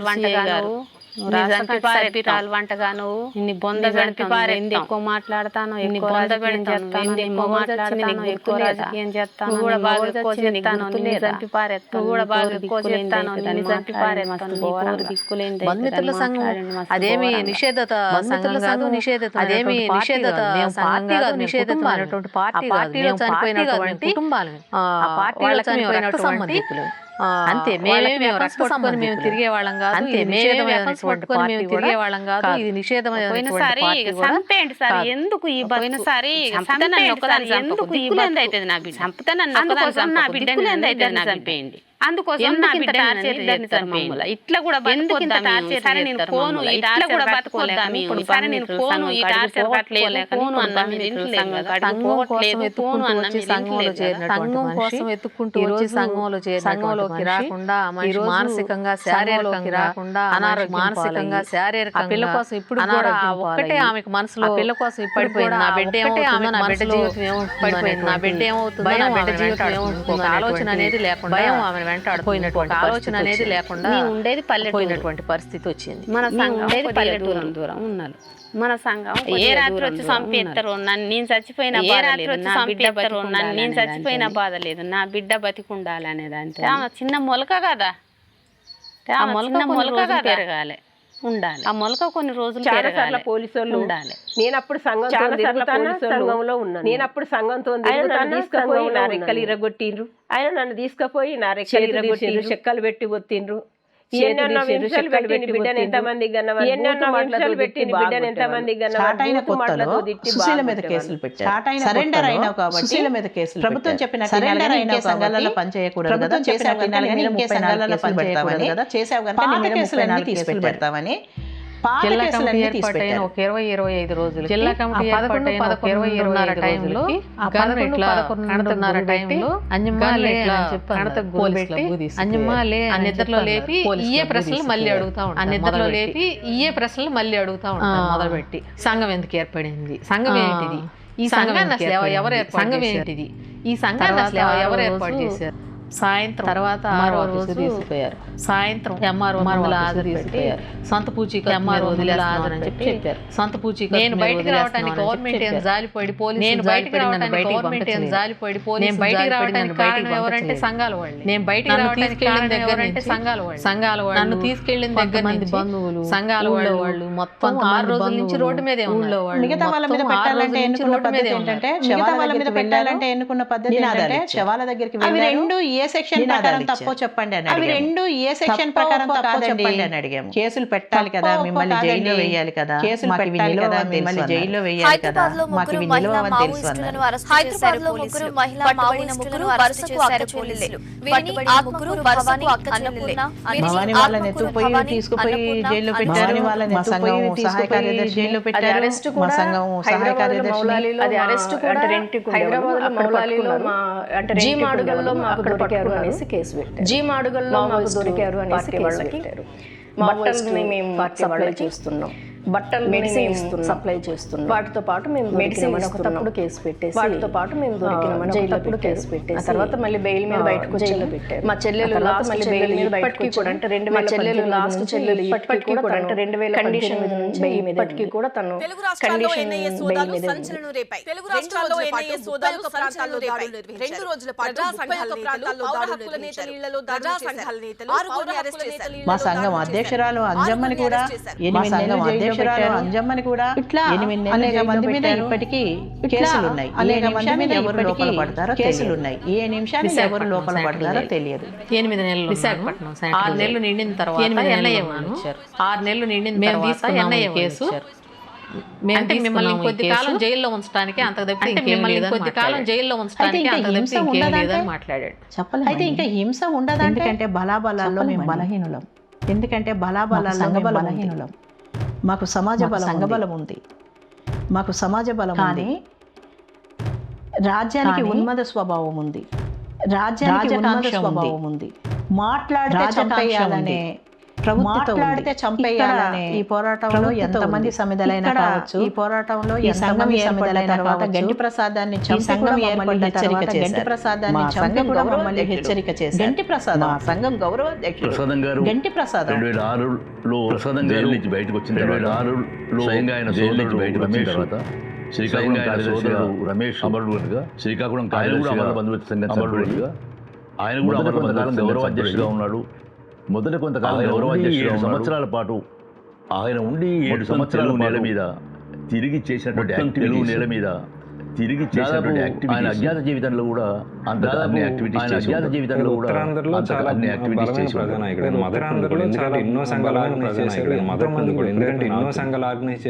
ఆయన అమరబంధు సంఘానికి ఒక తాత్విక సంఘానికి దానికి గైడెన్స్ ఇచ్చినవాడు. ఆయన ఎంతసేపు గైడెన్స్ ఇచ్చినవాడు. ఆయన నిజానికి ఆయన ఎంతసేపు అమరబంధు అంశాన్ని ఒక తాత్వికమైన తీసుకువెళ్ళాలి, అట్లా ప్రజల్లోకి తీసుకువెళ్ళాలి, ఆ కుటుంబాల్లోకి తీసుకువెళ్ళాలి, అట్లా ప్రజల్లోకి తీసుకువెళ్ళాలి. ఇప్పుడు మీరు చూస్తే అమరబంధు సంఘంలో సామాన్య సభ్యుల్లో మీరు చూస్తే అమరబంధు సంఘంలో సామాన్య సభ్యుల్లో విశ్వాసాలకు ఫీలింగ్ అనిపిస్తుంది. మా వాళ్ళు విశ్వాసాలు ఎప్పుడైనా ఆయన టార్గెట్ అనేది మొదటి నుండి మాకున్న ఎప్పుడైనా ఆయన టార్గెట్ అనేది అనంతపురంలో బయలుదేరి హైదరాబాద్కి వచ్చి అనంతపురంలో బయలుదేరి అక్కడి నుంచి గుంటూరు హైదరాబాద్కి వచ్చి గుంటూరులో ఆలూరు గుంటూరు వెళ్ళి సంస్మరణ సభలో మాట్లాడి భుజంగరావు అక్కడి నుంచి నెల్లూరు సంస్మరణ సభలో మాట్లాడారు. అక్కడి నుంచి నెల్లూరు జూలై 4 విరసం సభలో మాట్లాడారు. నెల్లూరు జూలై 4 నెల్లూరు జూలై విరసం వాళ్ళ 4వ తారీఖు. అట్లాగే అక్కడ ఉన్న విరసం వాళ్ళ అమరుల కుటుంబాలు అలాగే అక్కడ ఉన్నటువంటి నెల్లూరు అమరుల కుటుంబాలు సంస్మరణ జరుపు వాళ్ళ నేను సంస్మరణ శాంత నేను అట్లాగే ప్రసాదం గారు బయట మాట్లాడుకుంటా అట్లాగే ప్రసాదం అంతలో ఒక్కొక్క అతను మాట్లాడుకుంటా ప్రసాదం గారి మీదకి ఒక్కొక్క అతను ఈ ప్రసాదం గారి మీదకి కాల్పులు జరుపుతున్నాడు.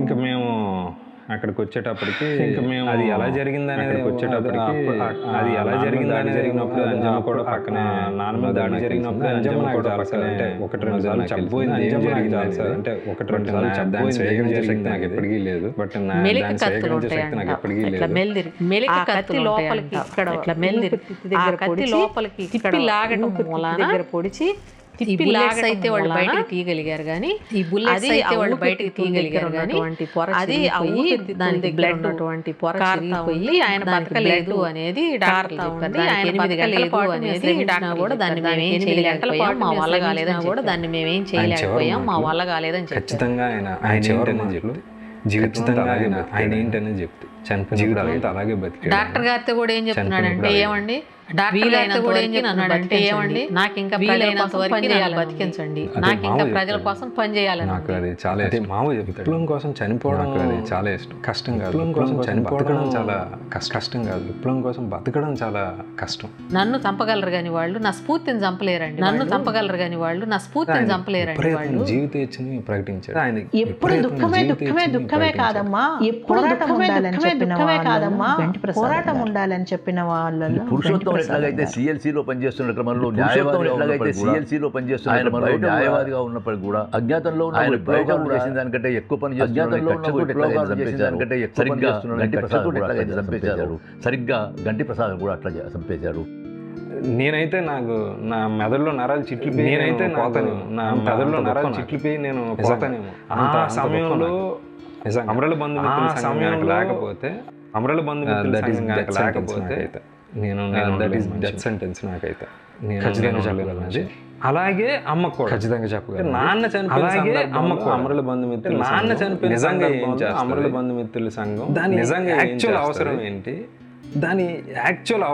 అప్పటిదాకా నేను అనుకునేవాడిని ఏముంది, అప్పటిదాకా నేను మామూలుగా కాలవడం మీటింగ్ మామూలుగా కాలవడం మీటింగ్ పెట్టడం అంతే.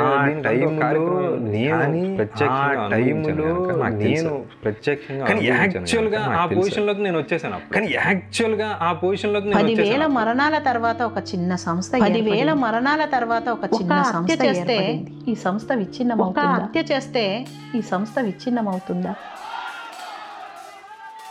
ప్రతి సంవత్సరం జూలై 18 సంఘం ఏర్పడిన జూలై 18 వందలాది కుటుంబాలు వచ్చి ఆవిష్కరణ చేసుకుంటాయి. ఆ సభకి ప్రతి ఒక్కరు అమరుల కుటుంబం. ఆ సభకి ప్రతి ఒక్కరు అమరుల కుటుంబం. భర్త చనిపోయో, బిడ్డ చనిపోయో, భర్త చనిపోతే అన్నారు అక్కలు ఎవరో ఒకరు, లేకపోతే అన్నారు వాళ్ళని చూస్తుంటే ఎవరో ఒకరు. అంటే వాళ్ళు నాదే కాదు, నాలాంటి వాళ్ళు చాలా నాదే కాదు, నాలాంటి వాళ్ళు చాలా మంది ఉన్నారు అని అలా అనిపిస్తుంది అనమాట. అలా అనిపిస్తుంది అనమాట. ఆనందం అన్ని పంచుకుంటాం, దుఃఖము సుఖము ఆనందం అన్ని పంచుకుంటాము.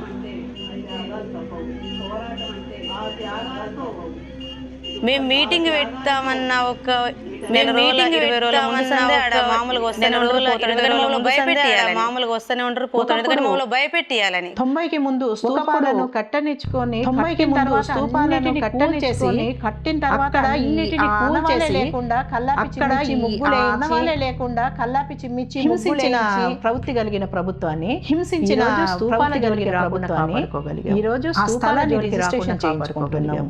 ఆ స్థలం మాది అంటున్నాము. ఆ స్థలం మాది అంటున్నాం. స్తూపం కట్టుకున్నాం. స్తూపం కట్టుకోవటానికి ఆర్థికంగా ఇబ్బంది, కొంత ఆర్థికంగా ఇబ్బంది, తెలిసిన వాళ్ళు రిలేషన్ అట్లా కొంచెం సంఘం వాళ్ళు కట్టుకున్నాం. అయితే పోలీసుడు వచ్చి ఆపటానికి ప్రయత్నాలు చేస్తాడు, అయితే పోలీసుడు వచ్చి ఆపటానికి ప్రయత్నాలు చేస్తాడు కానీ ఒప్పుకోలేదు. అదేమిటంటే మన ప్లేస్ లో అయ్యేసరికి వాడికి ఏం చేయను, అదేమిటంటే మన ప్లేస్ లో అయ్యేసరికి వాడికి ఏం చేయను కుదరదు. చట్టంలో లోబడి అయితే రాజ్యాంగంలో లోబడి గత సంవత్సరం మార్చి చాలా ఆశ్చర్యకరంగా గత సంవత్సరం అమరుల బంధుమిత్రుల కమిటీతో సహా మొత్తం తెలంగాణ ప్రభుత్వం మొత్తంగా 16 సంఘాలు ఎందుకు నిషేధించారు? మేము చేసే పని ఏంటి? మేము చేసే పని ఎట్లా నిషేధించారు? మేము చేసే పని మేము చేసే పని ఎట్లా చట్టం ఇవ్వకపోతే మీరేం చేస్తారు కదా మేము అడిగి అని కూడా కేసులో మాకు ఇవ్వకపోతే మీరేం చేస్తారు? ఆర్గ్యూ చేసి కూడా సమాధానం చెప్పలేని స్థితి ప్రభుత్వం. ఆర్గ్యూ చేస్తే సమాధానం చెప్పలేని స్థితి ప్రభుత్వం. దీన్ని చట్టపరంగా సవాల్ చేయాలి అనే ప్రయత్నం మొట్టమొదటిగా సవాల్ చేయాల్సింది అనే ప్రయత్నం మొట్టమొదటిగా సవాల్ చేసి సరిగ్గా 23వ తారీఖు 24వ తారీఖు సరిగ్గా 23వ తారీఖు 24వ తారీఖు ఈ నిషేధాన్ని వెనక్కి ప్రభుత్వమే ఈ నిషేధాన్ని వెనక్కి ఉపసంహరించింది. ఎందుకని నిషేధం పెట్టింది? మార్చి ఎందుకని నిషేధం పెట్టి ఎందుకని జూన్ మార్చి చివరి వారానికి వచ్చేసరికి 3 నెలలు జరగకుండా ఎందుకు చివరి వారానికి వచ్చేసరికి 3 నెలలు జరగకుండా వాళ్ళకే అర్థం వెనక్కి తీసుకుంది అంటే న్యాయవాదులే వాళ్ళకే అర్థమైంది. ఇది నిలవదు, న్యాయవాదులే పోతే చెప్పుంటారేమో. ఎందుకంటే నిషేధం చేయాలంటే పాటించాల్సిన ఎందుకంటే నిషేధం చేయాలంటే పాటించాల్సిన చట్టంలో నిర్దేశించిన ద్వారా అయితే ఆ చట్టంలో నిర్దేశించిన ప్రకారమే మీరు ఏ పద్ధతి పాటించలేదు కాబట్టి సెక్షన్ల ప్రకారమే మీరు ఏ పద్ధతి పాటించలేదు కాబట్టి నిలవదు కొట్టేస్తారు. రాజకీయాలు పొలిటికల్ వైబ్రేషన్స్ రాజకీయాలకు సంబంధించిన పొలిటికల్ వైబ్రేషన్ తల్లులను ఎడవనివ్వరు కాబట్టి తల్లులను ఎడవ కట్టుకుంటారు. అది ఒక అకేషన్. మీరు స్తూపం కదా ఒక పొలిటికల్ అకేషన్, అది ఒక అకేషన్, ఒక కల్చరల్ అకేషన్, వందల వేల కల్చరల్ అకేషన్ అక్కడ గుమిగూడుతుంది. వందల వేల రాజకీయాలనైతే సమాజంలో రాజకీయాలనైతే సమాజంలో ప్రజల మధ్య చర్చనీయాంశం కాకుండా చేయాలని, ప్రజల భావోద్వేగాలలో భాగం కాకుండా చేయాలని, ప్రజల భావోద్వేగాలలో భాగం కాకుండా చేయాలని, ప్రజల జ్ఞాపకాలను చేస్తూ ఉంటుంది కాకుండా చేయాలని బంధుమిత్రుల సంఘం ప్రయత్నం చేస్తుంది. అన్ని తలుపులను బంధుమిత్రుల సంఘం అన్ని తలుపులను బద్దలు కొట్టింది. పోరాటాలలో చర్చలకు వచ్చిన విప్లవకారు చర్చలకు వచ్చిన చనిపోయాడు. విప్లవకారు రామకృష్ణ ఆయన మీద వచ్చిన వ్యాసాలను కవితలను ఆయన మీద వచ్చిన వ్యాసాలను కవితలను ఆయన రాసిన తీసుకురావాలని ఒక పుస్తకం శిరీష అనుకుంది, తీసుకురావాలని భార్య శిరీష అనుకుంది. దానికి బంధుమిత్రుల సంఘంగా భార్య మేము సపోర్ట్ బంధుమిత్రుల సంఘంగానే తీసుకురావాలి, బంధుమిత్రుల సంఘంగానే సంబంధించిన సహకారాన్ని దానికి సంబంధించిన సహకారాన్ని అంతా అందించాం. సంబంధించిన పుస్తకాలను ప్రింటింగ్ ప్రెస్ లో వీటిని స్వాధీనం చేసుకున్నారు. జ్ఞాపక లేదా సంపాదికాలు, పత్రికలో వచ్చిన సంపాదికాలు, ఇవన్నీ పత్రికలో నిజానికి ఏ చట్టం కూడా అవి నిషేధించాల్సిన దాన్ని వాళ్ళు నిషేధంగా చూపించి పబ్లిక్ సెక్యూరిటీ యాక్ట్ కింద కేసు పెట్టారు. దాంట్లో జరిగిన నేరం ఏంటి చెప్పండి, దాంట్లో జరిగిన నేరం ఏంటి చెప్పండి అని మేము కోర్టు దాన్ని నోటిఫికేషన్ లేనప్పుడు అధికారం దాన్ని స్వాధీనపరచుకొని కమిషనర్ చెల్లుబాటు అధికారులు అంతకన్నా కోర్టు. కాబట్టి ఇది చెల్లుబాటుగా కేసు మొత్తం కొట్టేసి కోర్టు ఎఫ్ఐఆర్ మొత్తంగా కేసు మొత్తం కొట్టేసి తక్షణ ఎఫ్ఐఆర్ తక్షణ పుస్తకాలు 100% బోటక్ పెన్ కౌంటర్, 100% పట్టుకొని కాల్చంపేసి వాళ్ళు మా మీద కాల్చాం. వాళ్ళు మా మీద ఎందుకు ఇట్లాంటివన్నీ కూడా జరుగుతున్నాయి అని అంటే, ఎందుకు ఇట్లాంటివన్నీ కూడా ఎవ్వరూ చేయనటువంటి పని, ఎవ్వరూ చేయనట్టు మనిషి తలకి వెలగట్టడం, ఆ తల మీద మనిషి తలకి వెలగట్టడం, ఆ తల మీద ఎక్కడున్నారు ఏంటి సమాచారం, ఎక్కడున్నారు ఏంటి అని సమాచారం కమ్ముకొని వాళ్ళని కాల్చి చంపేసి, చుట్టూ కమ్ముకొని వాళ్ళు మా మీద కాల్చి చంపేసి మేము కాల్చాము. వాళ్ళు మా మీద కాల్పులు దాంట్లో వాళ్ళు చనిపోయారు అని చెప్పి అబద్ధం చెప్పటం, దాంట్లో వాళ్ళు చనిపోయారు అని చెప్పి అబద్ధం చెప్పటం. దీనికి ఎవరు పోలీసులు బాధ్యులని మేము అనలేకపోతే, దీనికి ఎవరు పోలీసులు బాధ్యులని మేము అనలేకపోతే ఎవరు అంటే ప్రభుత్వం, వాళ్ళని ఉసిగలుపుతుంది ఎవరు అంటే ప్రభుత్వం. చంపడమే బ్రతికియగలిగే పరిస్థితుల్లో ఉన్నప్పుడు ఒక వ్యక్తిని అతన్ని బయటకు తీసుకొచ్చి వైద్యం అతన్ని బయటకు తీసుకొచ్చి వైద్యం కావాల్సిన ఇన్ఫర్మేషన్ నుంచి నీకు కావాల్సిన ఇన్ఫర్మేషన్ బ్రతకగలిగే పరిస్థితుల్లో పోయి బ్రతకగలిగే పరిస్థితుల్లో ఉన్నప్పుడు కూడా నువ్వు పోయి తమ్ముడు సేవాన్ని పక్కలో తల వైపు 2 చోట్ల ఉన్నాయి పక్కలో తల వైపు 2 చోట్ల ఉన్నాయి బుల్లెట్లు. నువ్వు ఎట్లా చేయగలిగావా హత్య? నువ్వు ఎట్లా చేయగలిగావా? నీకు అంత క్రూరమైన మనస్తత్వం ఎక్కడి నుంచి వస్తుంది? అంత క్రూరమైన మనస్తత్వం ఎక్కడి నుంచి వస్తుంది? మళ్ళీ తిరిగి దాడులు, ఇళ్ల మీద తిరిగి ఇళ్ల మీద బెదిరిస్తున్నాం. 8 నెలల పాటు కేసుల్లో జరిగింది. ఆ కేసులు ఇప్పుడు ఎంత తొందరగా ట్రయల్స్ తీసుకొచ్చి శిక్షలు వేయించాలని, ఎంత తొందరగా ట్రయల్స్ తీసుకొచ్చి శిక్షలు వేయించాలని అరాచకమైనా చేయొచ్చు, ఏమైనా చేయొచ్చు. నువ్వు ఇంత అరాచకమైనా చేయొచ్చు, ఏమైనా మనిషిని కూడా నువ్వు చంపగలిగిన మనిషిని కూడా నువ్వు ఎవరు ప్రశ్నించవు, చంపి ఇచ్చేయచ్చు. రాజేంద్రాని గురించి ఎవరు ప్రశ్నించవు. ఇవన్నీ పెట్టి రాజేంద్రులని ఊపా కేసులని ఇవన్నీ మేము ఒక రోజు ఏర్పాటు చేసుకుంటే దానికోసమని మేము 100 మంది పోలీసుల మధ్య ఆంక్షల మధ్య 100 మంది పోలీసుల మధ్య ఆంక్షల మధ్య ఏడ్చుకోవడానికి లేదు, బాధపడడానికి లేదు, పెద్దగా ఏడ్చినా బాధపడడానికి లేదు. మేము ఒక పక్కన కూర్చొని దాని గురించి చర్చ పెట్టినా నీకు, మేము ఒక పక్కన కూర్చొని రాజకీయాలు మాట్లాడాలి, రాజకీయాలు అక్కర్లేదు, మేమెవరం రాజకీయాలు మాట్లాడి చనిపోయిన మనిషి రాజకీయాలు నీకు నచ్చక చంపావు. మేము అడవిలో అజ్ఞాత వ్యక్తులం కాదు, అడవిలో పనిచేస్తే అడవిలో అజ్ఞాత వ్యక్తులం కాదు, అడవిలో మనం పిల్లలం అంటాం. వాళ్ళు ఏదన్నా వాళ్ళ 10 సంవత్సరాలు పనిచేస్తాం, మన మాట తర్వాత మన మాట 10 సంవత్సరాలు చైతన్యం వాళ్ళకు ఉంటుంది, తర్వాత మన మాట పంపరు, ఎవరి చైతన్యం వాళ్ళకు ఉంటుంది. కాబట్టి పోలీసులు ఏం చేస్తారంటే ఇండ్లకు పోయి తల్లి పోలీసులు ఏం చేస్తారంటే ఇండ్లకు పోయి ఒకవేళ వాళ్ళని ఎంప్లాయీస్ ఉంటారు, ఒకవేళ వాళ్ళని ఇబ్బంది పెట్టడం అట్లాంటిది మాత్రం సీరియస్ గా వాళ్ళని ఇబ్బంది పెట్టడం అట్లాంటిది మాత్రం సీరియస్ గా ఖచ్చితంగా మేము మా సంఘాన్ని మేము ఖచ్చితంగా పనిచేస్తాం, శవాలను తీసుకొచ్చుకుంటూనే మేము ఖచ్చితంగా పనిచేస్తాం, శవాలను తీసుకొచ్చుకుంటూనే ఉంటాం. కమాండర్ అయ్యాడు, చిన్నగా వెళ్ళాడు, సెంట్రల్ కమాండర్ అయ్యాడు, రాష్ట్ర నాయకుడు కాబట్టి మేము 20 లక్షలు అతనికి పెట్టాము, ఆడు పెద్ద నాయకుడు. మేము 20 లక్షలు అతనికి పెట్టాము, ఆడు పెద్ద నాయకుడు. పిల్లలు మంచి వాళ్ళు అనేది మా విశ్వాసం. అది మేము మా పిల్లలు మంచి వాళ్ళు అనేది మా విశ్వాసం. అది తల్లిదండ్రులకి అది హక్కు. చివరి క్షణంలో వాళ్ళ బిడ్డలను తీసుకొచ్చుకొని చివరి క్షణంలో వీళ్ళ బిడ్డలను తీసుకొచ్చుకొని అంతిమ సంస్కారం జరగడం అనేది వాళ్ళ హక్కు. ఉపయోగించుకోవాలి. ఆ హక్కు ఉపయోగించుకోవడానికి వాళ్ళకు ఉన్నటువంటి రాజ్య నిర్బంధంలో ఉపయోగించుకోవడానికి వాళ్ళకు ఉన్నటువంటి రాజ్య నిర్బంధం వాళ్ళకి మేము సపోర్ట్ చేసుకోలేకపోవచ్చు. ఆ హక్కును వాళ్ళకి మేము సపోర్ట్ గా ఉంటున్నాం. గవర్నమెంట్ హక్కును వాళ్ళకు గుర్తు చేస్తున్నాం. వాళ్ళు గవర్నమెంట్ కి గుర్తు చేస్తున్నాం.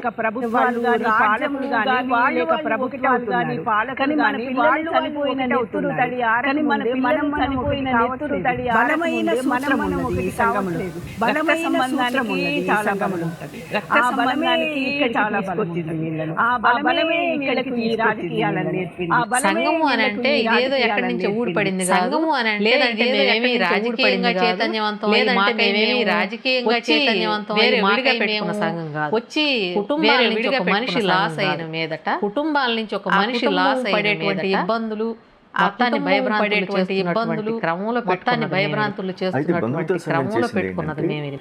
అయితే మనుషులందరికీ చాలా సహజంగా ఉండే, మనుషులందరికీ చాలా సహజంగా ఉండే వాళ్ళందరూ దాన్ని తమ సొంత దుఃఖము అని తమ ఒంటరి దాన్ని తమ సొంత దుఃఖము అని తమ ఒంటరి దుఃఖము అనుకుని ఇది ఒంటరి దుఃఖం కాదు. ఇది సమాజానికి సంబంధించింది. ఇది ఒక సమాజానికి సంబంధించి సామూహికమైనది. ఇది ఒక ప్రత్యక్షంగా పోరాటంలో పాల్గొన్న వాళ్ళని వీళ్ళు తీసుకొస్తున్నారనేటప్పటికీ ప్రభుత్వానికి చాలా, ఎందుకంటే అంతా మనకి వ్యతిరేకంగా పోరాడుతున్న వాళ్ళని కూడా వీళ్ళతో ధైర్యంగా అమరుల బంధుమిత్రుల సంఘానికి ఒక లక్ష్యం. అమరుల బంధుమిత్రుల సంఘానికి అదేంటి లక్ష్యం ఉంది. చనిపోయిన తమ పిల్లల్ని వాళ్ళు స్మరించుకోగలిగిన బహిరంగంగా స్మరించుకునే వాళ్ళ రాజకీయాల స్థితి ఉండాలి. స్మరించుకునే హక్కు కోసం మాట్లాడుతున్నందుకు మా మీద కేసులు పెడతారు. అయినా మాట్లాడుతున్నందుకు మా మీద కేసులు పెడతారు. అయినా సరే నేను ఇదే చేయదలుచుకున్నాను. నాకు ఇదే తల్లిదండ్రులు బిడ్డలు నేను ఇదే చేయదలుచుకున్నాను.